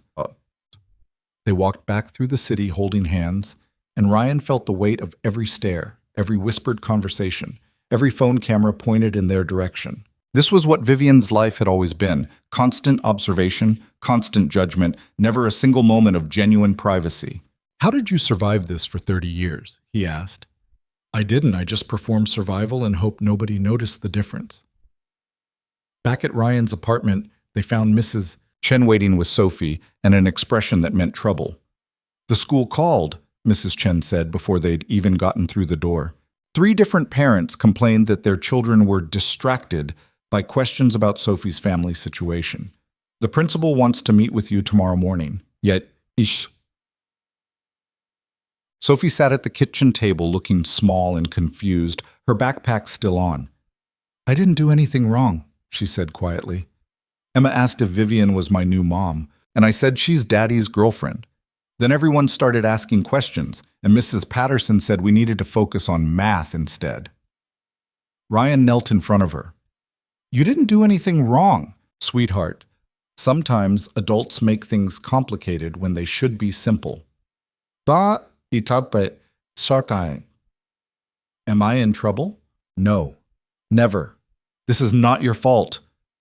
But Sophie's eyes were already too knowing, already understanding that her small world had been invaded by something bigger and meaner than 6-year-olds could navigate. After Mrs. Chen left and Sophie was distracted with her homework, Ryan found Vivian standing in the kitchen staring at her phone with an expression he'd never seen before, pure rage. What happened? Towas ABC. She turned the phone so he could see. William Sterling had released a statement to the press. It is with deep concern that I watch my daughter's continued decline. Vivian has always been emotionally fragile, and her recent decisions, abandoning the company, pursuing inappropriate relationships, making erratic public statements, demonstrate a clear mental health crisis. As her father, I'm exploring options for intervention, including psychiatric evaluation and potential conservatorship. I only want what's best for my daughter, even if she's currently unable to see that herself. Ryan read it twice, his anger building with each word. He's trying to have you declared incompetent. He's trying to take away my legal autonomy. If he succeeds with a conservatorship, I lose control of my money, my decisions, my entire life. He becomes my legal guardian, and I become a child in the eyes of the law. Can he actually do that? If he finds the right doctors, presents the right evidence, convinces a judge that I'm a danger to myself? Yes. It's difficult, but with enough money and the right legal team, anything's possible. Vivian set down her phone with shaking hands. He's not just trying to destroy my reputation anymore. He's trying to erase me completely. Ryan pulled her close, feeling her trembling against him. We fight back. We get you a lawyer, we document everything, we prove you're completely competent. With what evidence? I quit my job, alienated my entire social circle, and started a relationship with someone the press is calling my breakdown rebound. On paper, I look exactly like what my father is claiming. Then we change the paper. We show them who you really are. Who am I really? The question was raw, desperate. Because I'm starting to think I have no idea. Before Ryan could answer, Sophie appeared in the doorway holding Pancake the unicorn. Are you okay? She asked Vivian. You look sad. Vivian wiped her eyes quickly, forcing a smile. I'm okay, sweetheart. Just having a hard day. Sophie walked over and pressed Pancake into Vivian's hands. Pancake always makes me feel better when I'm sad. You can borrow her tonight. The simple kindness broke something in Vivian. She pulled Sophie into a fierce hug, and Ryan watched them, his daughter and the woman he loved, and felt his resolve harden into something unbreakable. William Sterling wanted to erase Vivian's autonomy? Fine.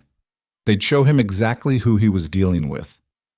That night, after Sophie was asleep, Ryan made a decision. I'm calling a press conference, he said. Vivian looked up from the couch where she'd been sitting in silence for the past hour. What? Your father controls the narrative because we keep reacting instead of acting. So we're going to act.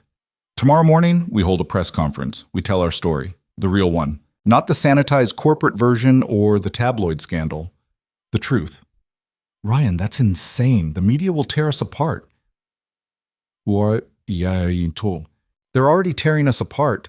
At least this way we control what they're tearing apart. He sat beside her. Look, I've spent 3 years being invisible, keeping my head down, avoiding attention, trying to protect Sophie by staying small. But small doesn't work anymore.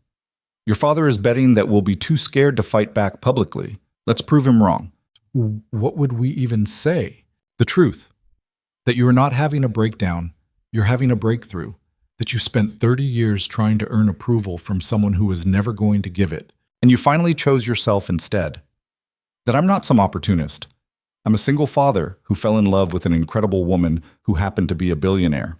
And that Sophie is happy and safe and surrounded by love, regardless of what the internet thinks. Vivian stared at him. You realize this could backfire spectacularly. Yeah, but doing nothing definitely will. So let's be spectacular. She almost smiled. You're the most stubborn person I've ever met. I learned from the best. They spent the next 3 hours planning. Vivian reached out to a former colleague who worked in crisis PR, someone she trusted who owed her no loyalty to William Sterling. Ryan drafted talking points, trying to find words that would convey the truth without sounding defensive or desperate. By 2 a.m., they had a plan. By 3 a.m., they'd sent out press releases announcing the conference for noon the next day. And by 4 a.m., they'd both realized they'd just committed to the most terrifying thing either of them had ever done. What if I freeze? Vivian asked, lying on Ryan's couch staring at the ceiling. What if I get up there and can't find the words? Then I'll find them for you. What if they ask about Sophie? About whether this relationship is appropriate given your responsibilities as a father? Then I'll tell them that Sophie is thriving, that she's never seen me this happy, and that teaching her to choose love over fear is the best parenting I can do. You make it sound so simple. It's not simple. It's terrifying, but we're doing it anyway. Morning arrived too fast. Ryan woke Sophie gently and explained that today was going to be different, that he and Vivian were going to talk to some reporters, that it might be on TV, and that no matter what anyone said, she was safe and loved. Are you going to tell them about the unicorns? Sophie asked seriously. Should I? Probably not. Unicorns are private. Good advice. Mrs. Chen arrived early to take Sophie to school, and before she left, Sophie hugged both Ryan and Vivian with the fierce intensity of a child who understood more than she should. Be brave, she whispered to Vivian, like Princess Sparkle. Who's Princess Sparkle? The leader unicorn. She's brave even when she's scared. After they left, Ryan and Vivian got ready in silence. She'd brought a suit, professional but not intimidating, the kind of outfit that said competent adult rather than corporate overlord. Ryan wore his one good suit, the same one he'd worn to the gala where this had all started. Ready? He asked. Absolutely not. Let's go. The press conference was held at a small hotel conference room downtown. Ryan had expected maybe a dozen reporters. Instead, they walked into a room packed with cameras, journalists, and enough recording equipment to broadcast to the entire city. Vivian's hand tightened on his. For a moment, Ryan thought she might bolt. But then she straightened her shoulders, lifted her chin, and walked to the podium with the same confidence she'd probably worn into 1,000 board meetings. The room went silent. "Thank you for coming," Vivian said, her voice steady despite the tremor Ryan could hear underneath. "I know there's been a lot of speculation about my recent decisions, so I wanted to address them directly." She paused, took a breath, and launched into the statement they'd prepared. 3 weeks ago, I walked away from Sterling Enterprises. The press called it a breakdown. My father called it a mental health crisis. But the truth is simpler and harder than either of those explanations. I walked away because I was drowning in a life I'd never actually chosen. The reporters were scribbling notes, cameras recording every word. I spent 30 years trying to earn my father's approval. I built a billion-dollar company, negotiated deals that made headlines, worked 80-hour weeks, and sacrificed everything personal for professional success. And it was never enough. Because what my father wanted wasn't a successful daughter, he wanted a compliant one. Someone who would follow his plan, marry the right person, produce the right heirs, and never question whether any of it was making her happy. Ryan watched journalists exchange glances. This wasn't the corporate statement they'd expected. 2 months ago, I met Ryan Carter at a business gala. He didn't know who I was, didn't care about my net worth or my company or my connections. He just saw that I was exhausted and vulnerable, and he helped me without expecting anything in return. That simple act of human decency changed everything. She looked at Ryan, and despite the cameras and the crowd, her smile was genuine. Ryan showed me what life could be when it wasn't a performance. He introduced me to his daughter Sophie, who taught me more about authenticity in 5 minutes than I'd learned in 30 years of business school. And slowly, I realized that I'd been so busy building an empire that I'd forgotten to build a life. A reporter raised her hand. "Ms. Sterling, your father claims you're mentally unstable. How do you respond?" Vivian didn't hesitate. "My father claims I'm unstable because I made choices he doesn't agree with. But choosing happiness over his approval isn't mental illness. It's sanity. The real breakdown would have been staying in a life that was killing me slowly while pretending everything was fine." "What about allegations that Mr. Carter is exploiting you financially?" Ryan stepped forward before Vivian could answer. "I'm unemployed. My apartment costs $800 a month. Vivian has never given me money, never offered to pay my bills, and I've never asked. What we have isn't a transaction, it's a relationship. The fact that people can't understand that says more about them than about us. Mr. Carter, how do you respond to concerns that this relationship is inappropriate given your responsibilities as a single father?" "My daughter is thriving. She's happy, healthy, doing well in school, and surrounded by people who love her. Vivian has been nothing but kind and supportive. Sophie's actual mother abandoned her 3 years ago, but nobody questions that. The only thing people seem to find inappropriate is that I fell in love with someone successful. If Vivian were a struggling artist or a teacher, nobody would care. The problem isn't our relationship. It's your assumption that successful women and normal men can't possibly be equals." The room erupted with questions, but Vivian raised her hand for silence. "I want to address one more thing. My father is threatening to seek conservatorship over me, claiming I'm unable to make my own decisions. Let me be absolutely clear. I am in complete control of my mental faculties. I have never been suicidal, never been a danger to myself or others, and every choice I've made has been deliberate and informed. The only thing I'm guilty of is disappointing a man who confused control with love." She paused, and when she spoke again, her voice cracked with emotion. "I spent my entire life trying to be the daughter William Sterling wanted, and it was never going to be enough because what he wanted was impossible. Someone who would give up her autonomy, her identity, her chance at happiness, all to maintain an image that served his ego. I'm done performing for him. I'm done performing for anyone. This is me, flawed, uncertain, learning to cook without burning everything, falling in love with a man who drives a 12-year-old Honda and makes terrible jokes. And if that's a scandal, then the world needs better scandals." The room exploded with questions, but Vivian just shook her head. "That's all I have to say. Thank you." She walked off the podium with Ryan beside her, and they made it exactly 15 feet before a reporter blocked their path, Elizabeth Hendricks from the Tribune. Ms. Sterling, one more question. Do you have any regrets about leaving Sterling Enterprises? Vivian stopped, considered, then answered with complete honesty. My only regret is that it took me 30 years to figure out that my father's version of success was making me miserable. Everything else, meeting Ryan, learning to make pancakes, spending Saturday mornings with a 6-year-old who taught me about unicorn politics. Those aren't regrets. Those are the first real choices I've made in my entire life. They pushed through to the exit and Ryan could hear the chaos behind them. Reporters arguing, phones ringing, the sound of a story that would dominate every news cycle for the next week. Outside, Vivian finally let herself shake. That was insane, Ryan finished. Completely insane.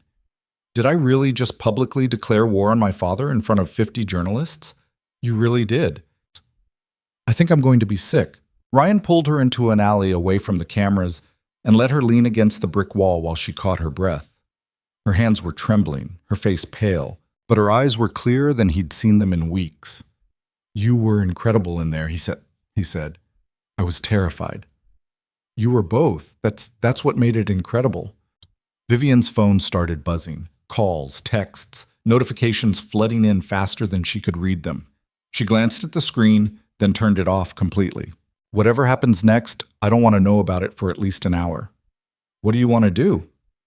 Pick up Sophie from school, make terrible spaghetti, pretend the world isn't losing its mind over what we just did. So that's what they did. They picked up Sophie, who was full of questions about whether they'd been on TV and whether the reporters were nice. They made spaghetti, burning the garlic bread exactly as predicted. And they spent the evening playing elaborate games involving unicorns and dragons, while Sophie narrated complex storylines that made absolutely no logical sense. It was normal and chaotic and perfect. But reality came crashing back at 8 p.m. when someone knocked on the door. Ryan looked through the peephole and saw a man in an expensive suit holding a briefcase. Can I help you?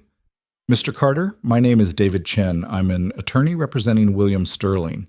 I have documents that need to be served to Ms. Sterling regarding involuntary psychiatric evaluation. Ryan's blood went cold. He opened the door just enough to take the envelope, signed for it, and closed the door before the lawyer could say anything else. Vivian was standing in the living room, having heard everything. Sophie had been sent to her room to get ready for bed, and the apartment suddenly felt very small and very fragile. He's actually doing it, Vivian said quietly. He's trying to have me committed. Ryan opened the envelope and scanned the documents.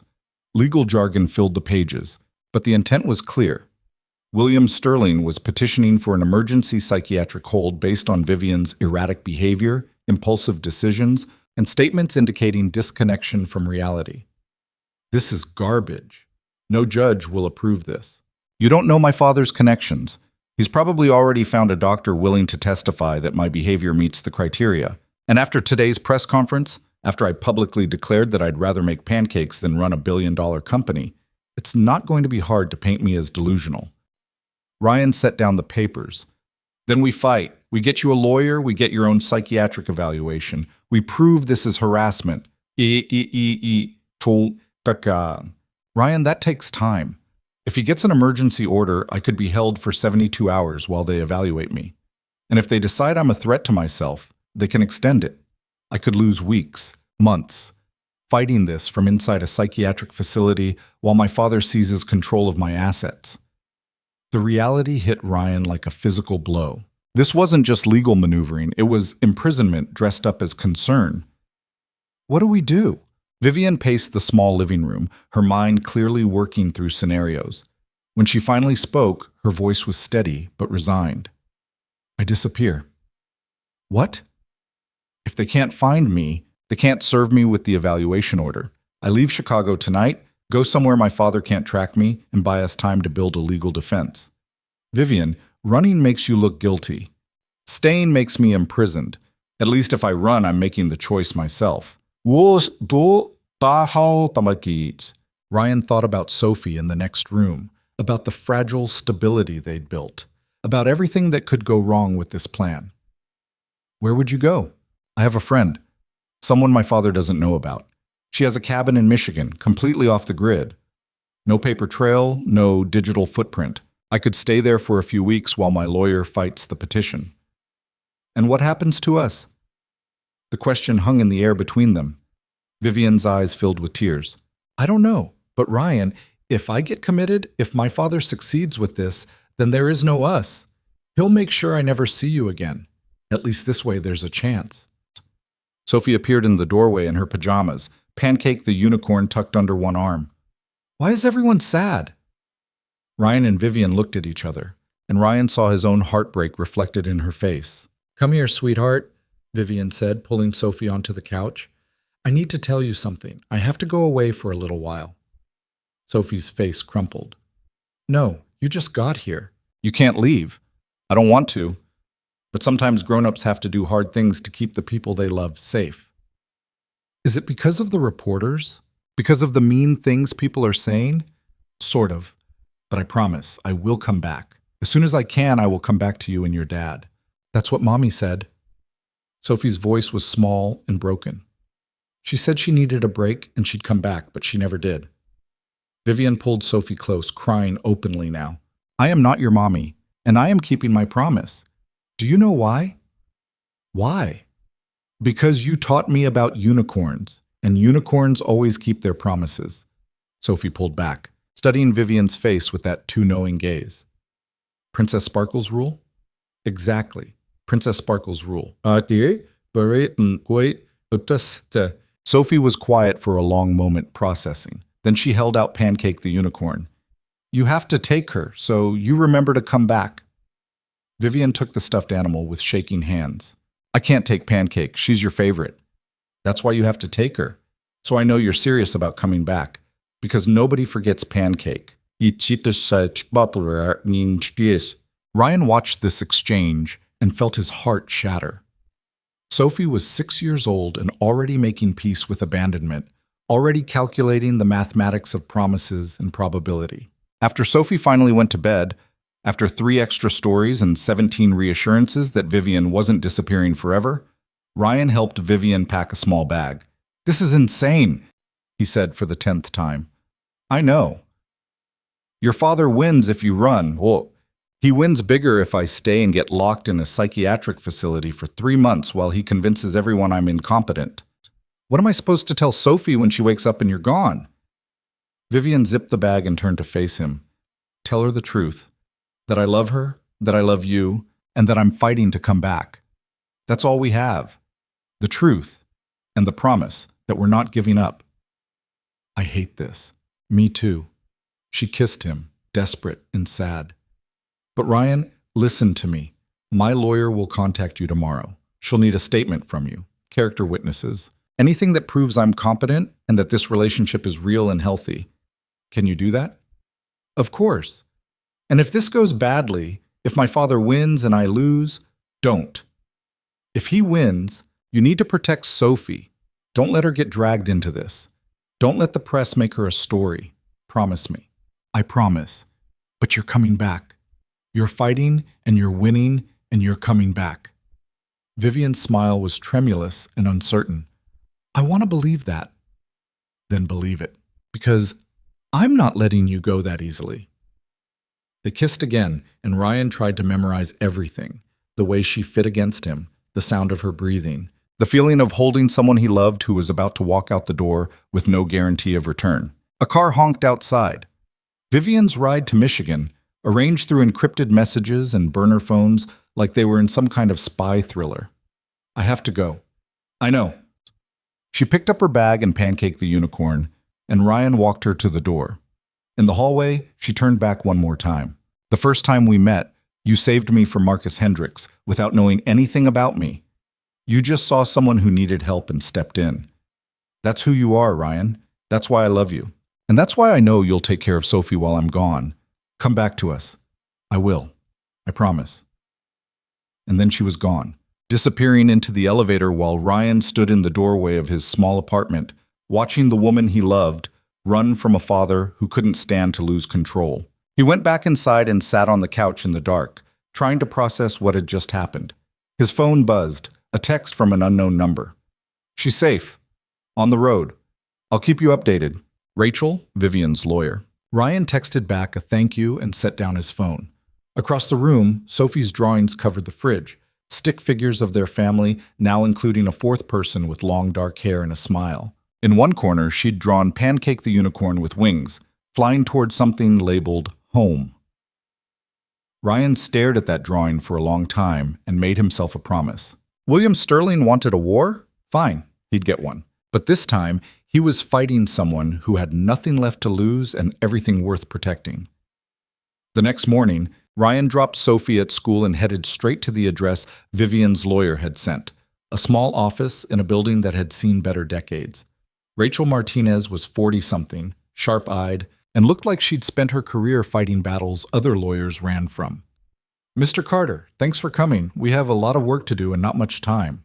She spread documents across her desk.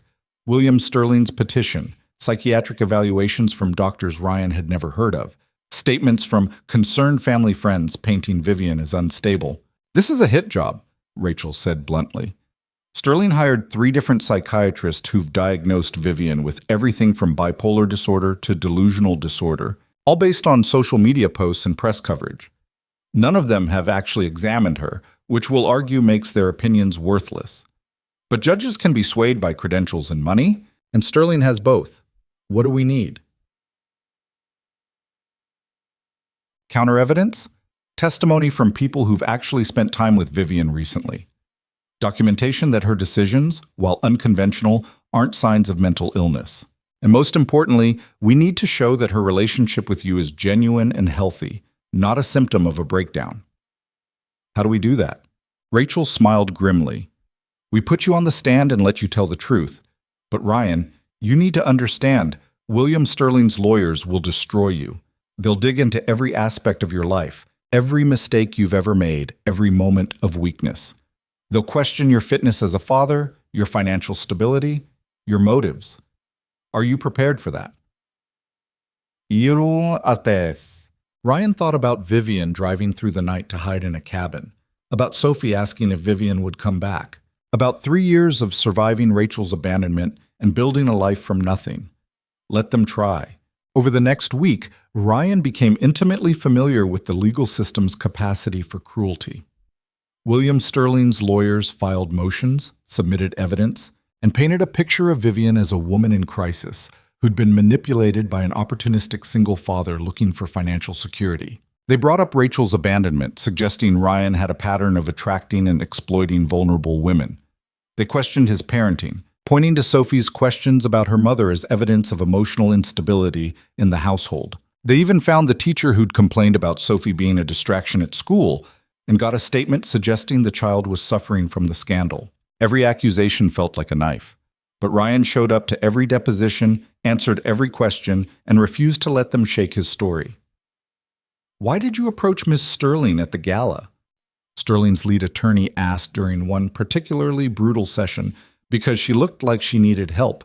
You didn't know who she was. I knew she was exhausted and being cornered by Marcus Hendricks. That's all I needed to know. Convenient. A junior analyst just happens to rescue one of the wealthiest women in Chicago, and weeks later they're in a relationship. You expect us to believe that's coincidence? I expect you to believe the truth. I didn't pursue Vivian. She reached out to me. And when we started spending time together, it wasn't about money or connections. It was about 2 people who understood what it felt like to be drowning in lives they'd never actually chosen. Poetic. Did Ms. Sterling give you money? No. Gifts? No. Pay your bills? No. Yet you lost your job defending this relationship. How are you supporting your daughter? Ryan met the lawyer's eyes. Savings, unemployment, and the knowledge that teaching Sophie to choose integrity over comfort is worth more than any paycheck. The lawyer smirked. Integrity doesn't pay rent, Mr. Carter. No, but it lets me sleep at night. Between depositions, Ryan checked in with Vivian through encrypted messages. She was safe, isolated, and slowly losing her mind in the cabin. I'm going crazy up here, she wrote. I've read every book in this place twice. I've taken up woodworking. I made a birdhouse that immediately fell apart. I miss you and Sophie so much it physically hurts. Sophie misses you too. She talks to Pancake every night before bed, telling her to remind you to come home. I'm coming home. Whatever it takes, I'm coming home. But coming home got more complicated when William Sterling escalated. He held his own press conference, standing in front of Sterling Enterprises with tears in his eyes, pleading for the public to help him save his daughter from herself. Vivian is sick, he told the cameras. And the man she's involved with is enabling her delusions instead of getting her the help she needs. As a father, I'm begging, if anyone knows where she is, please tell us. She needs professional care, not romantic fantasies. I just want my daughter back. The public ate it up. Social media split between hashtag #SaveVivian and hashtag #BelieveVivian, and suddenly Ryan was receiving death threats from people who believed he'd kidnapped and brainwashed a mentally ill billionaire. Sophie's school called again. More parents were complaining. More kids were asking questions. The principal suggested, gently but firmly, that perhaps Sophie would be better served by staying home until the situation resolved. Ryan picked her up early, and on the drive home, Sophie was uncharacteristically quiet. Some kids said you're a bad person, she finally said, that you're keeping Vivian away from her family because you want her money. Ryan pulled over, unable to drive and have this conversation simultaneously. What do you think? He asked. Sophie looked at him with those two wise eyes. I think you love her, and I think she loves us, and I think her dad is mean and lying. You're right about all of it. Then why are people being so mean to you? Because sometimes people believe lies that sound simple instead of truths that are complicated. It's easier to think I'm a bad guy than to understand that Vivian's father is the one hurting her. That's stupid. Yeah, it really is. Sophie was quiet for another moment. Is Vivian okay? She's safe, and she's fighting to come back to us. Do you promise? Ryan thought about all the promises he'd made and kept, all the times he'd showed up when it would have been easier to quit. I promise we're doing everything we can to bring her home. That night, after Sophie was finally asleep, Ryan got a call from Rachel. We have a court date, 3 days. Sterling's lawyers pushed for emergency hearing and the judge agreed. If we can't prove Vivian is competent and that her disappearance isn't proof of instability, William gets temporary conservatorship and the authority to have her involuntarily committed for evaluation. 3 days? 3 days. And Ryan, she needs to be there. If Vivian doesn't show up to defend herself, we lose automatically. She'll be there. You sure about that?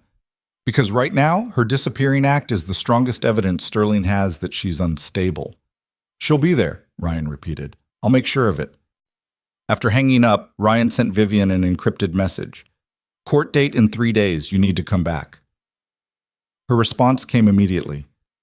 I know, Rachel told me. I'm terrified. Me too. But we're doing this together, remember? Together. Okay. I'm coming home. The next 72 hours felt like preparing for war. Rachel coached Ryan on testimony, prepared character witnesses, and built a case that Vivian's choices, while unconventional, were the rational decisions of a woman finally choosing her own life. They got statements from Mrs. Chen about Sophie's well-being, from Sophie's teacher about her academic performance, from Vivian's former assistant about her competence and decision-making at Sterling Enterprises. They compiled medical records showing no history of mental illness, financial records showing Vivian's stable management of her assets, and social media posts demonstrating clear, coherent communication. And through it all, Ryan waited for Vivian to come home. She arrived the night before the hearing, slipping into his apartment after midnight, looking exhausted and scared and relieved. Sophie had fallen asleep on the couch waiting for her, and when Vivian saw her, she started crying. She's been waiting every night, Ryan said quietly. Refused to go to bed until I promised you were coming back. Vivian knelt beside the couch and gently brushed hair from Sophie's face. Sophie stirred, opened her eyes, and for a moment didn't seem to believe what she was seeing. You came back, she whispered. I told you I would. Princess Sparkle's rule. Sophie threw her arms around Vivian's neck, and Ryan watched them hold each other like they were both terrified of letting go. Did you take care of Pancake? Sophie asked. She's been very brave, told me stories every night about you and your dad. That's good. She's good at stories. After they got Sophie back to bed, a process that took an hour because she refused to let go of Vivian's hand. Ryan and Vivian finally sat down together. "Tomorrow's going to be brutal," he said. I know. "Your father will try to paint you as unstable. His lawyers will attack everything you've said and done. And the judge will decide whether you get to control your own life or whether William Sterling gets to erase you." I know, she repeated. "But Ryan, I've spent the last 2 weeks alone in a cabin thinking about what I actually want. And I finally figured it out." "What do you want?" Vivian took his hand, her grip strong and certain. "I want to wake up in a house that's messy and full of life, instead of a penthouse that's perfect and empty. I want to burn garlic bread and help Sophie with homework and fall asleep next to you knowing that tomorrow won't be another performance. I want normal and chaotic and imperfect. I want this, exactly this, for the rest of my life." Ryan pulled her close. "Then that's what we'll fight for tomorrow. Even if we lose, We're not losing. Your father thinks money and power win everything, but he's wrong. Because what we have, this messy, complicated, impossible thing, that's real. And real is stronger than anything he can buy." They sat together in the quiet apartment, holding each other while Chicago slept outside, and made promises they had no idea if they could keep. Tomorrow would bring judgment, verdict, and the answer to whether love could actually survive against money and power. But tonight they had each other, and for now, that was enough. The courtroom felt like a place designed to break people. Cold fluorescent lights, wooden benches that had absorbed decades of misery, and a judge's bench elevated just high enough to remind everyone who held the power. Ryan sat beside Vivian in the front row, their hands clasped so tightly his fingers had gone numb. Across the aisle, William Sterling sat with his legal team, 4 attorneys in suits that probably cost more than Ryan's entire year of rent. William's expression was carefully neutral, but Ryan saw the certainty in his eyes. He'd already won. This was just ceremony. Sophie was with Mrs. Chen, safe from whatever ugliness was about to unfold. Before they'd left that morning, Sophie had pressed Pancake back into Vivian's hands. "For luck," she'd said. "Unicorns are very lucky in courtrooms." "How do you know that?" "I just do. It's unicorn science." Now Pancake sat in Vivian's lap, slightly ridiculous in the formal setting, and Ryan loved her more for refusing to hide it. Judge Patricia Moreno entered, a woman in her 60s with steel gray hair and an expression that suggested she'd heard every lie people could tell. Everyone stood, and Ryan felt Vivian trembling beside him. "Sit down," Judge Moreno said, scanning the room. "Let's be clear about what we're doing here. Mr. Sterling has petitioned for emergency conservatorship of his daughter, claiming she's mentally incompetent and a danger to herself. This is not a trial. This is an evaluation hearing. I'll hear evidence from both sides, and I'll make a determination. Understood?" Both legal teams nodded. "Mr. Sterling, your petition first." William's lead attorney, a man named Harrison Wells, who looked like he ate junior lawyers for breakfast, stood up with a folder thick enough to be a weapon. "Your Honor, the evidence is overwhelming. Ms. Sterling has exhibited a clear pattern of erratic behavior over the past 2 months. She abruptly resigned from a billion-dollar company she'd successfully managed for years.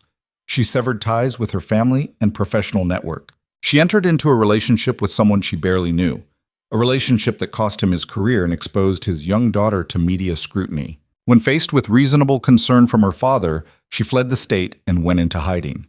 These are not the actions of a competent adult. These are the actions of someone in crisis." Wells presented psychiatric evaluations, social media posts, photographs of Vivian at the ice rink looking disheveled and manic, and statements from people claiming they'd witnessed her instability.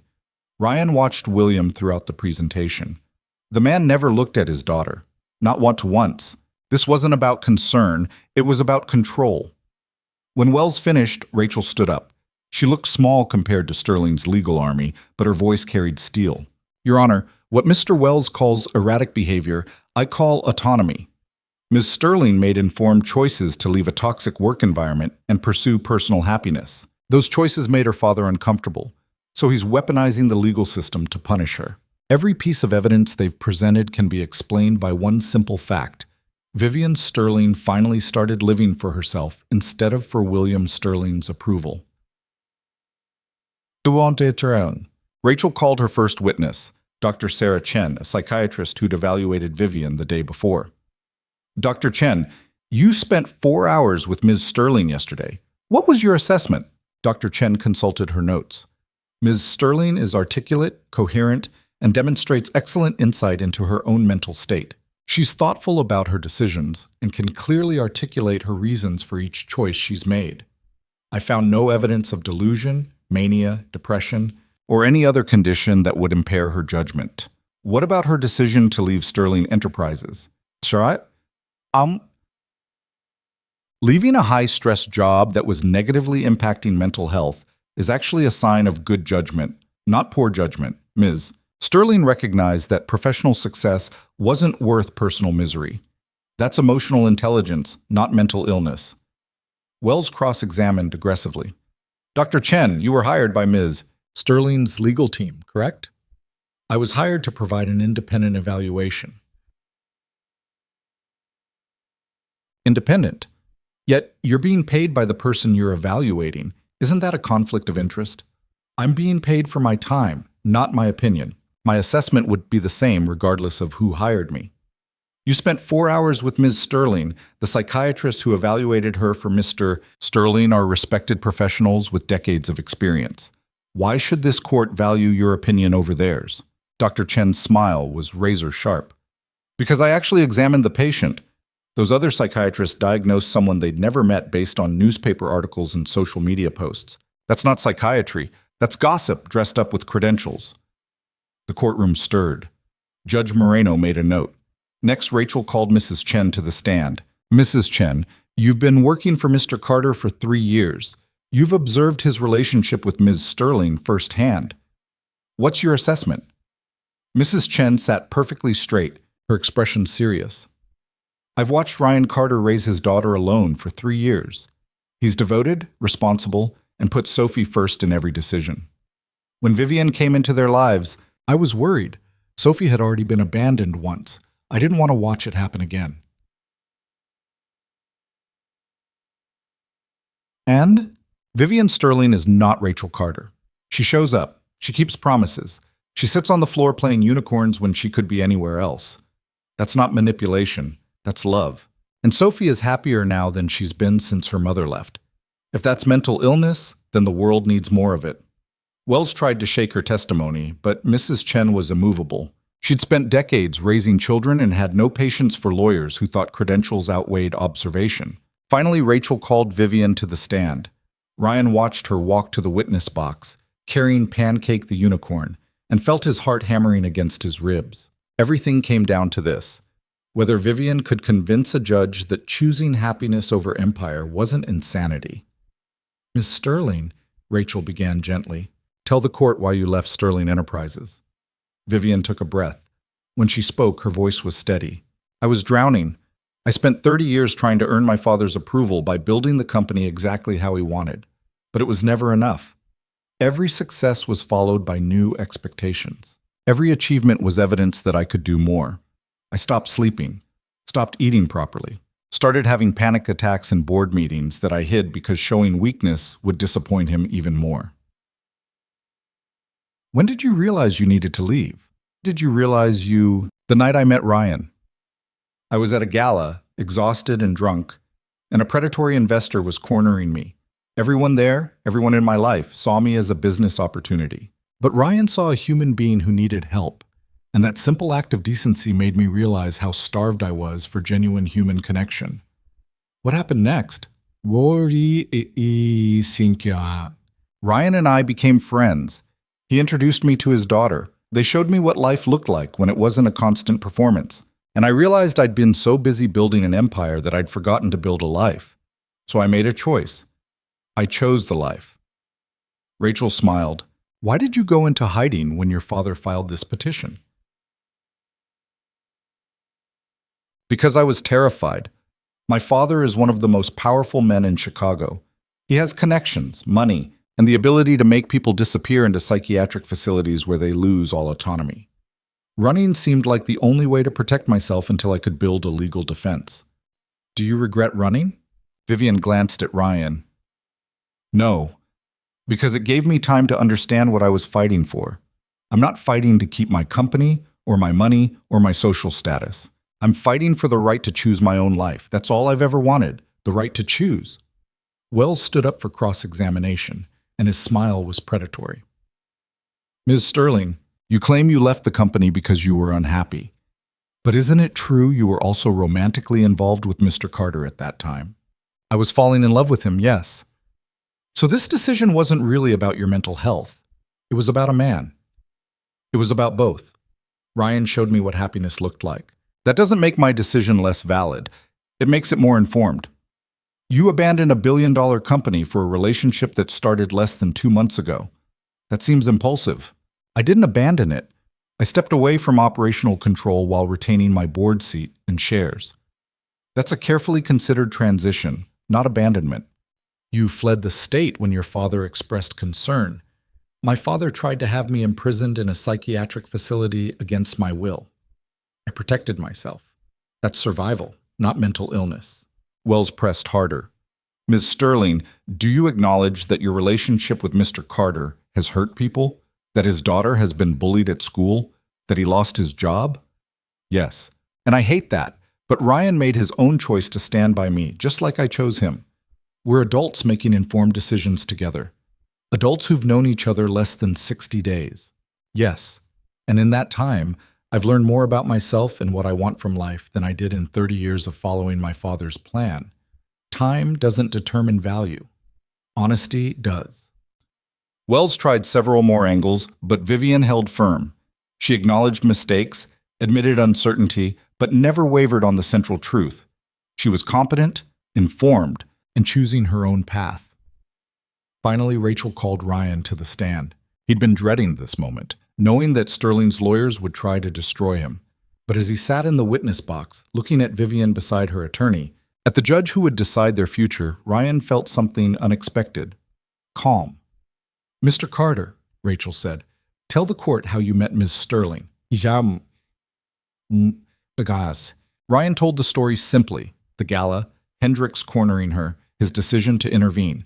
He talked about their dinners, about Sophie meeting Vivian, about falling in love with someone who made terrible pancakes but showed up for the people she cared about. Wells practically vibrated with eagerness when Rachel finished. "Mr. Carter, you were fired from your job because of this relationship, correct?" "I was fired because I refused to abandon someone I cared about when my bosses tried to bribe me." "Bribe you with a promotion and salary increase?" "A promotion contingent on ending my relationship. That's not an opportunity, that's extortion. You are currently unemployed with a 6-year-old daughter to support. Isn't Ms. Sterling's money attractive?" "She hasn't given me $1. Not one. We split dinner bills. I pay my own rent. And yeah, I'm broke and unemployed, but I've been broke before. I know how to survive without compromising who I am. Your daughter has been negatively impacted by this relationship. She's been bullied, pulled from school, exposed to media attention. As a father, don't you bear responsibility for protecting her from that?" "What? Why must he eat?" Ryan felt anger flare but kept his voice level. "I protect Sophie by teaching her that love is worth fighting for, that sometimes doing the right thing costs something, but the cost of doing nothing costs more. She's 7 years old, and she's already learned that some people will abandon you when things get hard. I'm showing her that some people stay. That's not bad parenting. That's the best lesson I can teach her.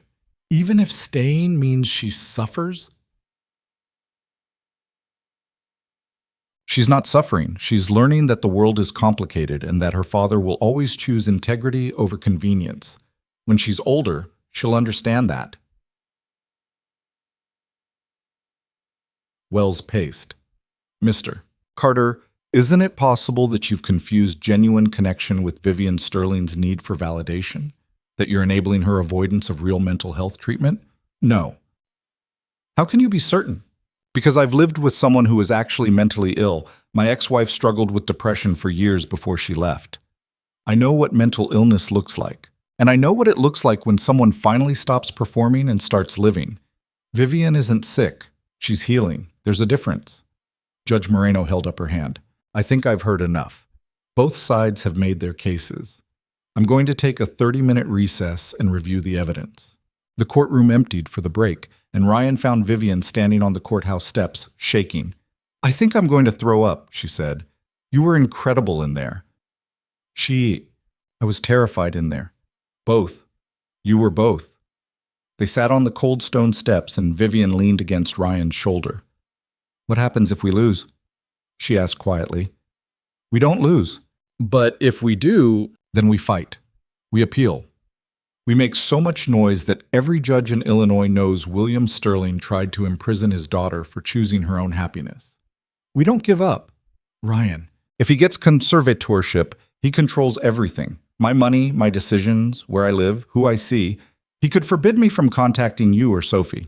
I could lose years fighting to get my autonomy back." Ryan turned to face her. "Then we'll wait years. I'm not going anywhere." "You can't promise that. People don't wait years for someone they've known 2 months. I waited 3 years for Rachel to come back. I waited because I didn't know any better.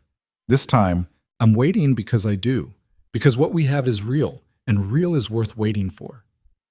Vivian kissed him there on the courthouse steps, and Ryan didn't care who was watching or taking pictures. Let them see. Let the whole world see that some things mattered more than reputation. They filed back into the courtroom, and Judge Moreno returned looking grim. "I've reviewed all the evidence presented today," she began, "and I'm troubled by several aspects of this case. The psychiatric evaluations submitted by Mr. Sterling's team are based entirely on secondhand information, news articles, social media posts, hearsay. Not one of those doctors examined Ms. Sterling personally. That's professionally questionable at best." William Sterling's expression flickered, first hint of doubt. "However," the judge continued, "Miss Sterling did flee the jurisdiction when served with evaluation papers. That suggests either guilty conscience or extreme fear of the legal process. Neither reflects well on her judgment."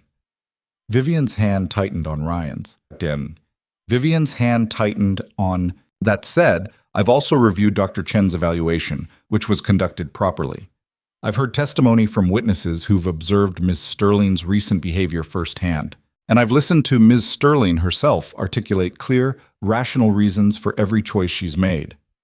Judge Moreno looked directly at Vivian. "Ms. Sterling, I want to ask you something directly. Do you acknowledge that some of your recent decisions have been unconventional?" Vivian stood. "Yes, Your Honor." "Do you acknowledge that leaving a successful career to pursue a new relationship could be perceived as impulsive?" "Yes, but impulsive doesn't mean incompetent." "Yes, but impulsive. I made an informed choice to prioritize my mental health and personal happiness over professional achievement. That's not mental illness, that's self-preservation. And if I deny your father's petition, if I rule that you're competent to manage your own affairs, what will you do?" The question hung in the air. Everyone waited. The question hung in. "I'm going to live my life," Vivian said simply.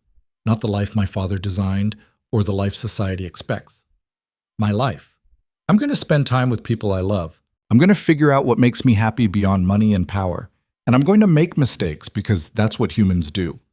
But they'll be my mistakes, made by my choice, and I'll learn from them like everyone else." Judge Moreno was quiet for a long moment. Then she nodded. "Mr. Sterling, I understand you're concerned about your daughter, but concern doesn't justify removing someone's autonomy. Ms. Sterling has demonstrated that she's capable of articulating her reasoning, understanding consequences, and making informed choices. Those choices may not align with your preferences, but that's not the legal standard for incompetence." William Sterling stood. "Your Honor, with respect." "Sit down, Mr. Sterling. I'm not finished." Judge Moreno's voice was ice. "I've seen a lot of conservatorship petitions in my career. Most are filed by families genuinely trying to protect loved ones who can't protect themselves. But this feels different. This feels like a father who's angry that his daughter won't obey him, using the legal system as punishment. Your Honor, that's completely—" "I said sit down." Judge Moreno turned back to Vivian. "Ms. Sterling, you're a 30-year-old woman with no history of mental illness, full control of your faculties, and the right to make your own choices. The petition for emergency conservatorship is denied." The courtroom erupted. William Sterling's lawyers immediately stood, demanding appeals, emergency stays, anything to reverse the decision. But Judge Moreno just banged her gavel. This hearing is concluded. Ms. Sterling retains full autonomy. Mr. Sterling, if you want to repair your relationship with your daughter, I suggest therapy, not litigation. Ryan felt Vivian collapse against him, sobbing with relief. They'd won. Against all the money and power William Sterling could marshal, they'd won. Outside the courthouse, reporters swarmed immediately, but this time Vivian didn't run. She stood on the steps with Ryan beside her and faced the cameras. I have a brief statement, she said, and the crowd quieted. Today, a judge confirmed what I already knew, that choosing happiness over empire doesn't make me incompetent. It makes me human. To everyone who supported me, thank you. To everyone who believed my father's narrative, I don't blame you. He's very convincing. But I hope this shows that sometimes the most rational thing you can do is walk away from a life that's killing you. Miss Sterling, what's next for you? A reporter called out. Vivian looked at Ryan, smiled, then turned back to the cameras. I'm going to pick up a 6-year-old from school and help her with homework. Then I'm going to burn garlic bread and eat terrible spaghetti.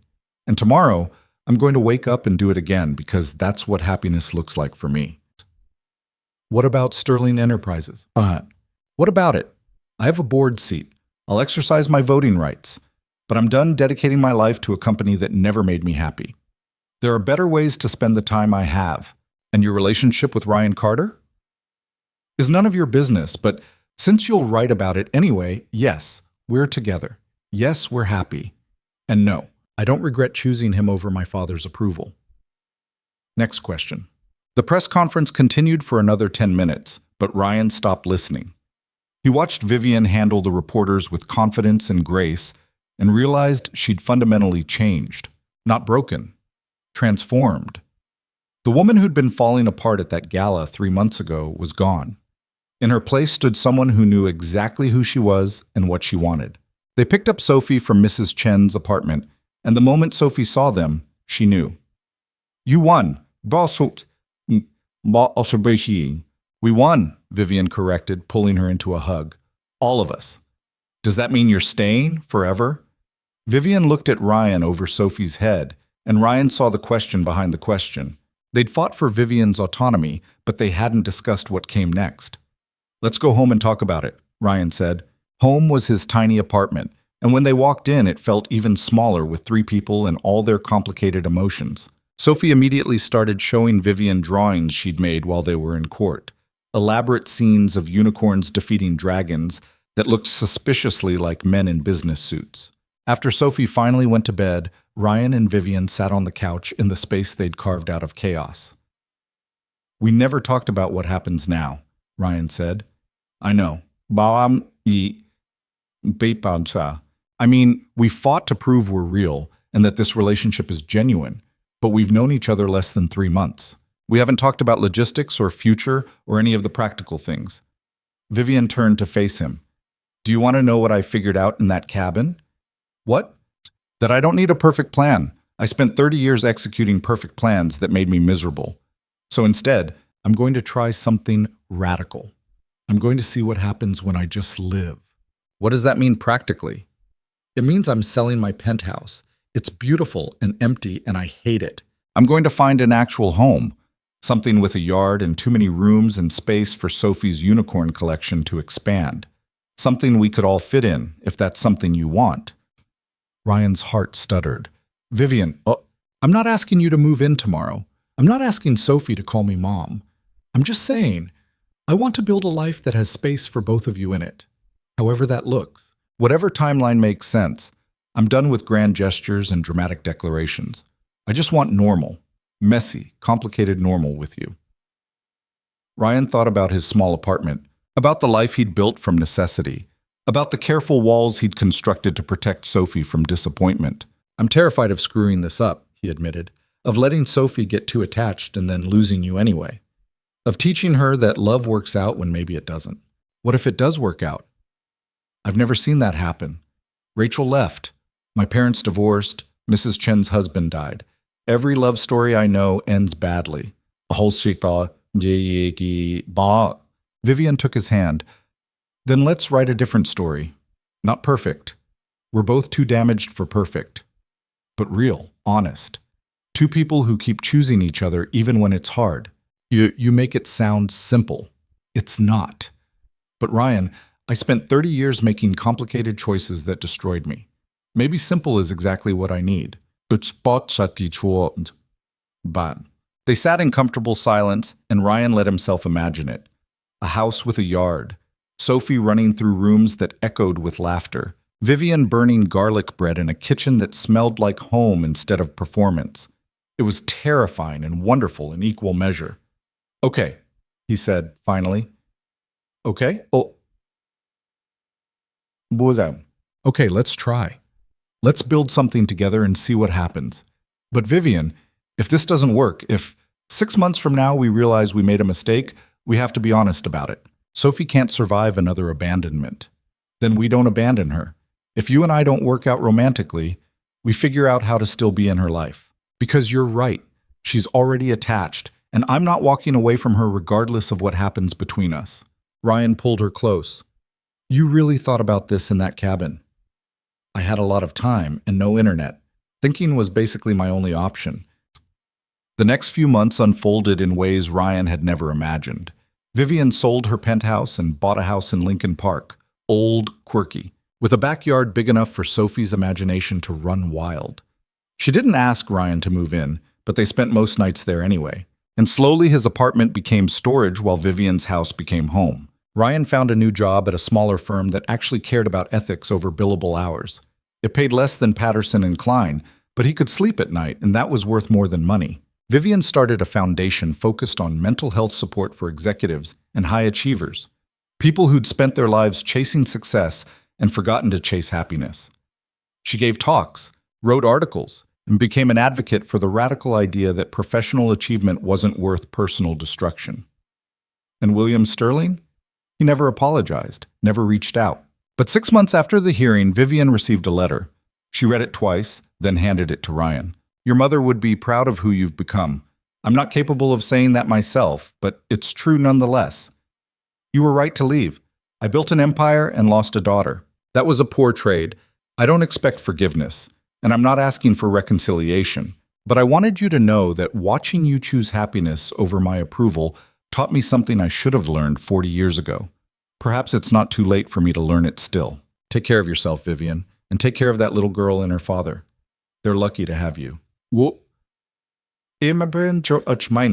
wasn't closure, it wasn't redemption, but it was acknowledgement, and for Vivian, that was enough. Sophie's 7th birthday arrived in October, and they celebrated at the house with a ridiculous unicorn-themed party.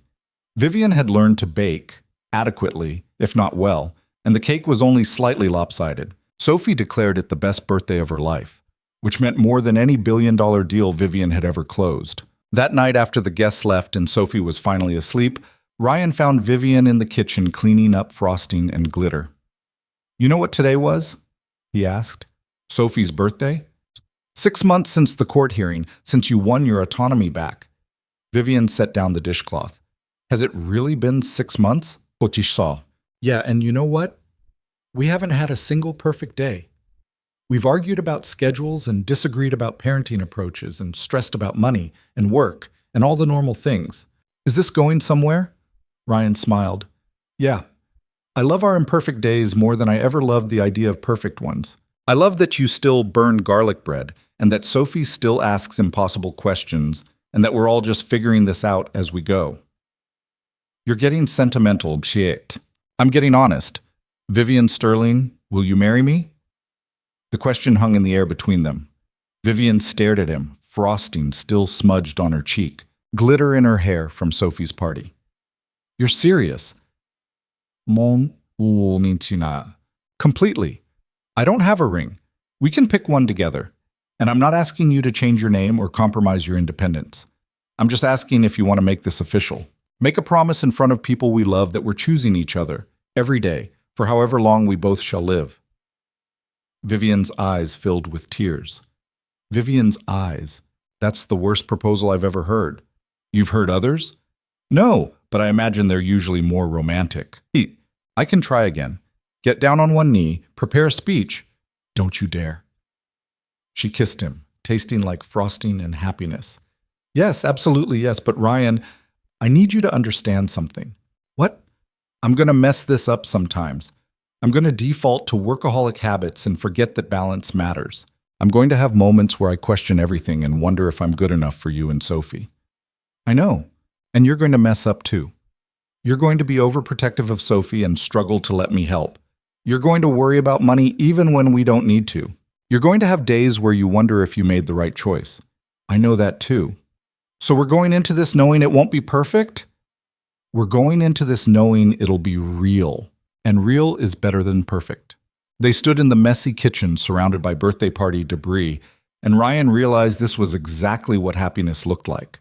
Not the glossy magazine version, but the lived-in, honest, imperfect reality of two broken people building something whole. They got married 3 months later in a small ceremony in the backyard. Sophie was the flower girl and took her job so seriously that she insisted on practicing her walk 17 times the night before. Mrs. Chen cried through the entire ceremony, and when the officiant asked if anyone objected, Sophie raised her hand. I object to the unicorn cake not having enough glitter. Can we fix that? The wedding was perfect because it was ridiculous.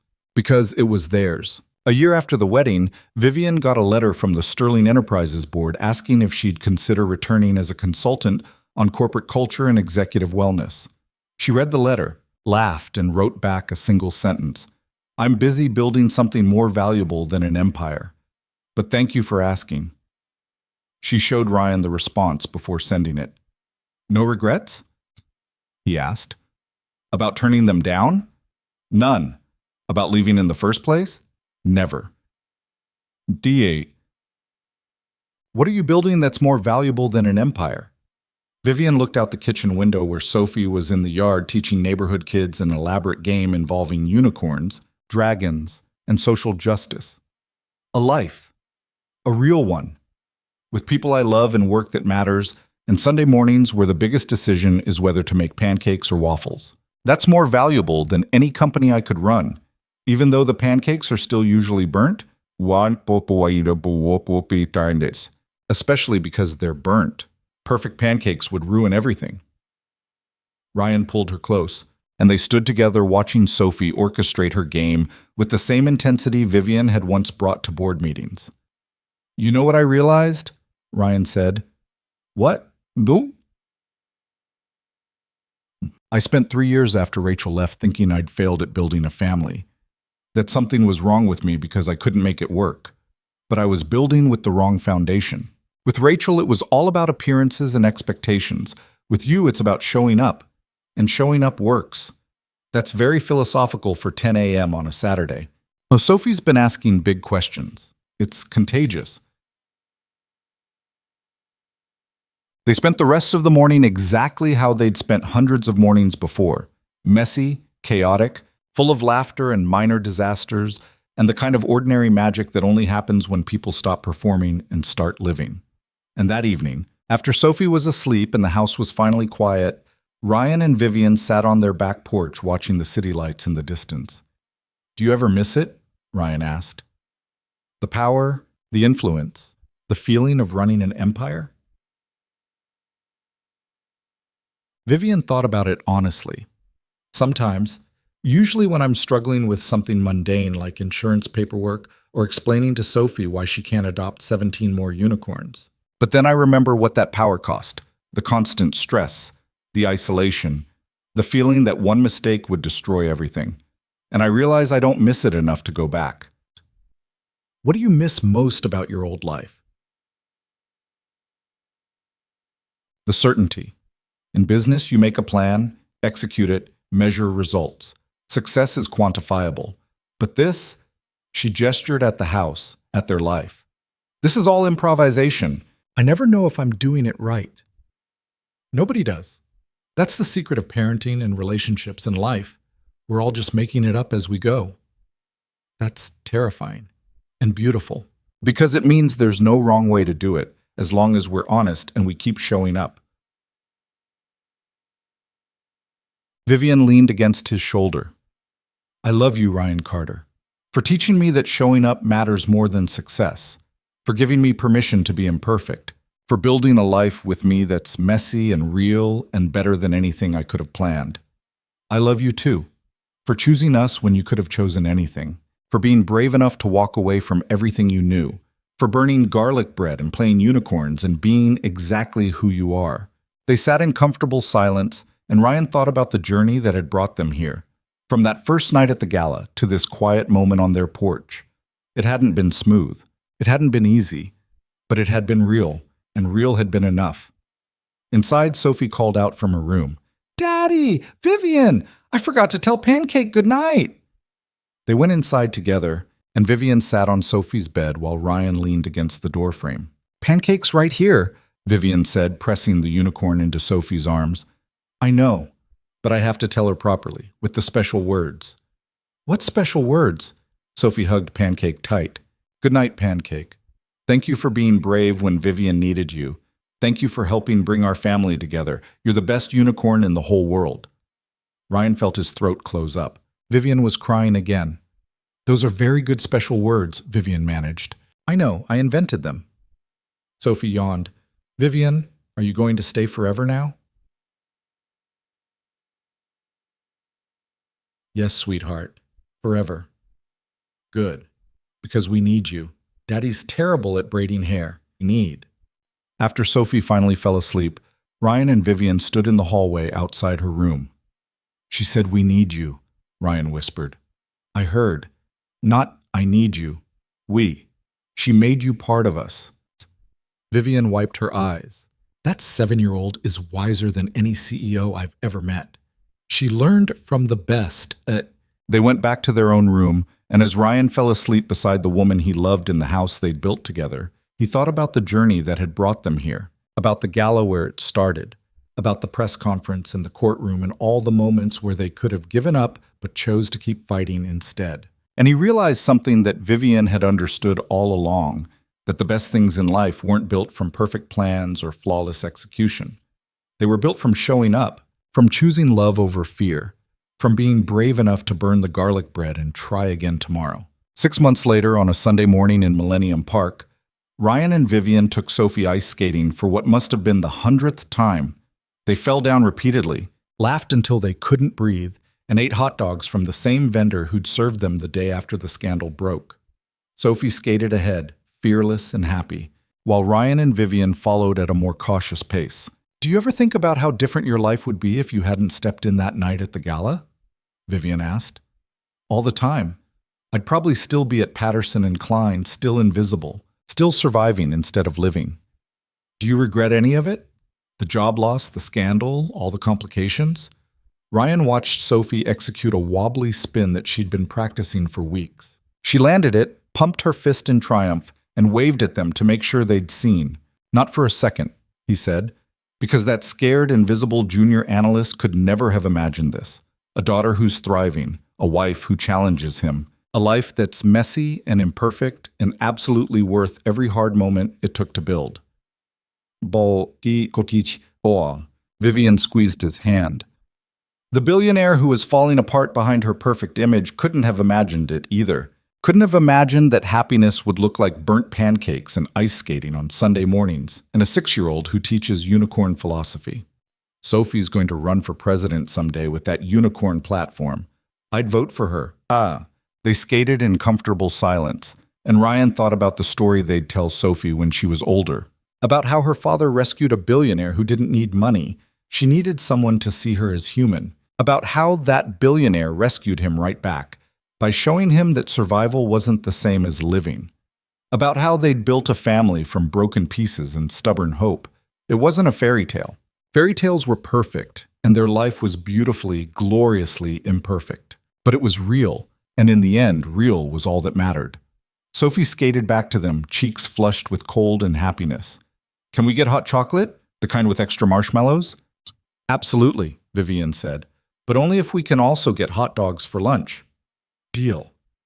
They left the rink together, 3 people who'd found each other against impossible odds, and built something that looked nothing like what any of them had planned, but felt exactly like home. Behind them, the city continued its endless dance, deals being made, empires rising and falling, people chasing success without knowing what it cost.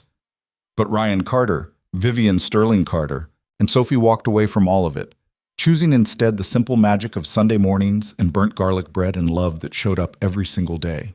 And somewhere in a distant corner of Chicago, William Sterling sat in his office surrounded by the empire he'd built and wondered if his daughter had been right all along. That happiness wasn't something you achieved. It was something you chose every single day, even when it was hard, especially when it was hard.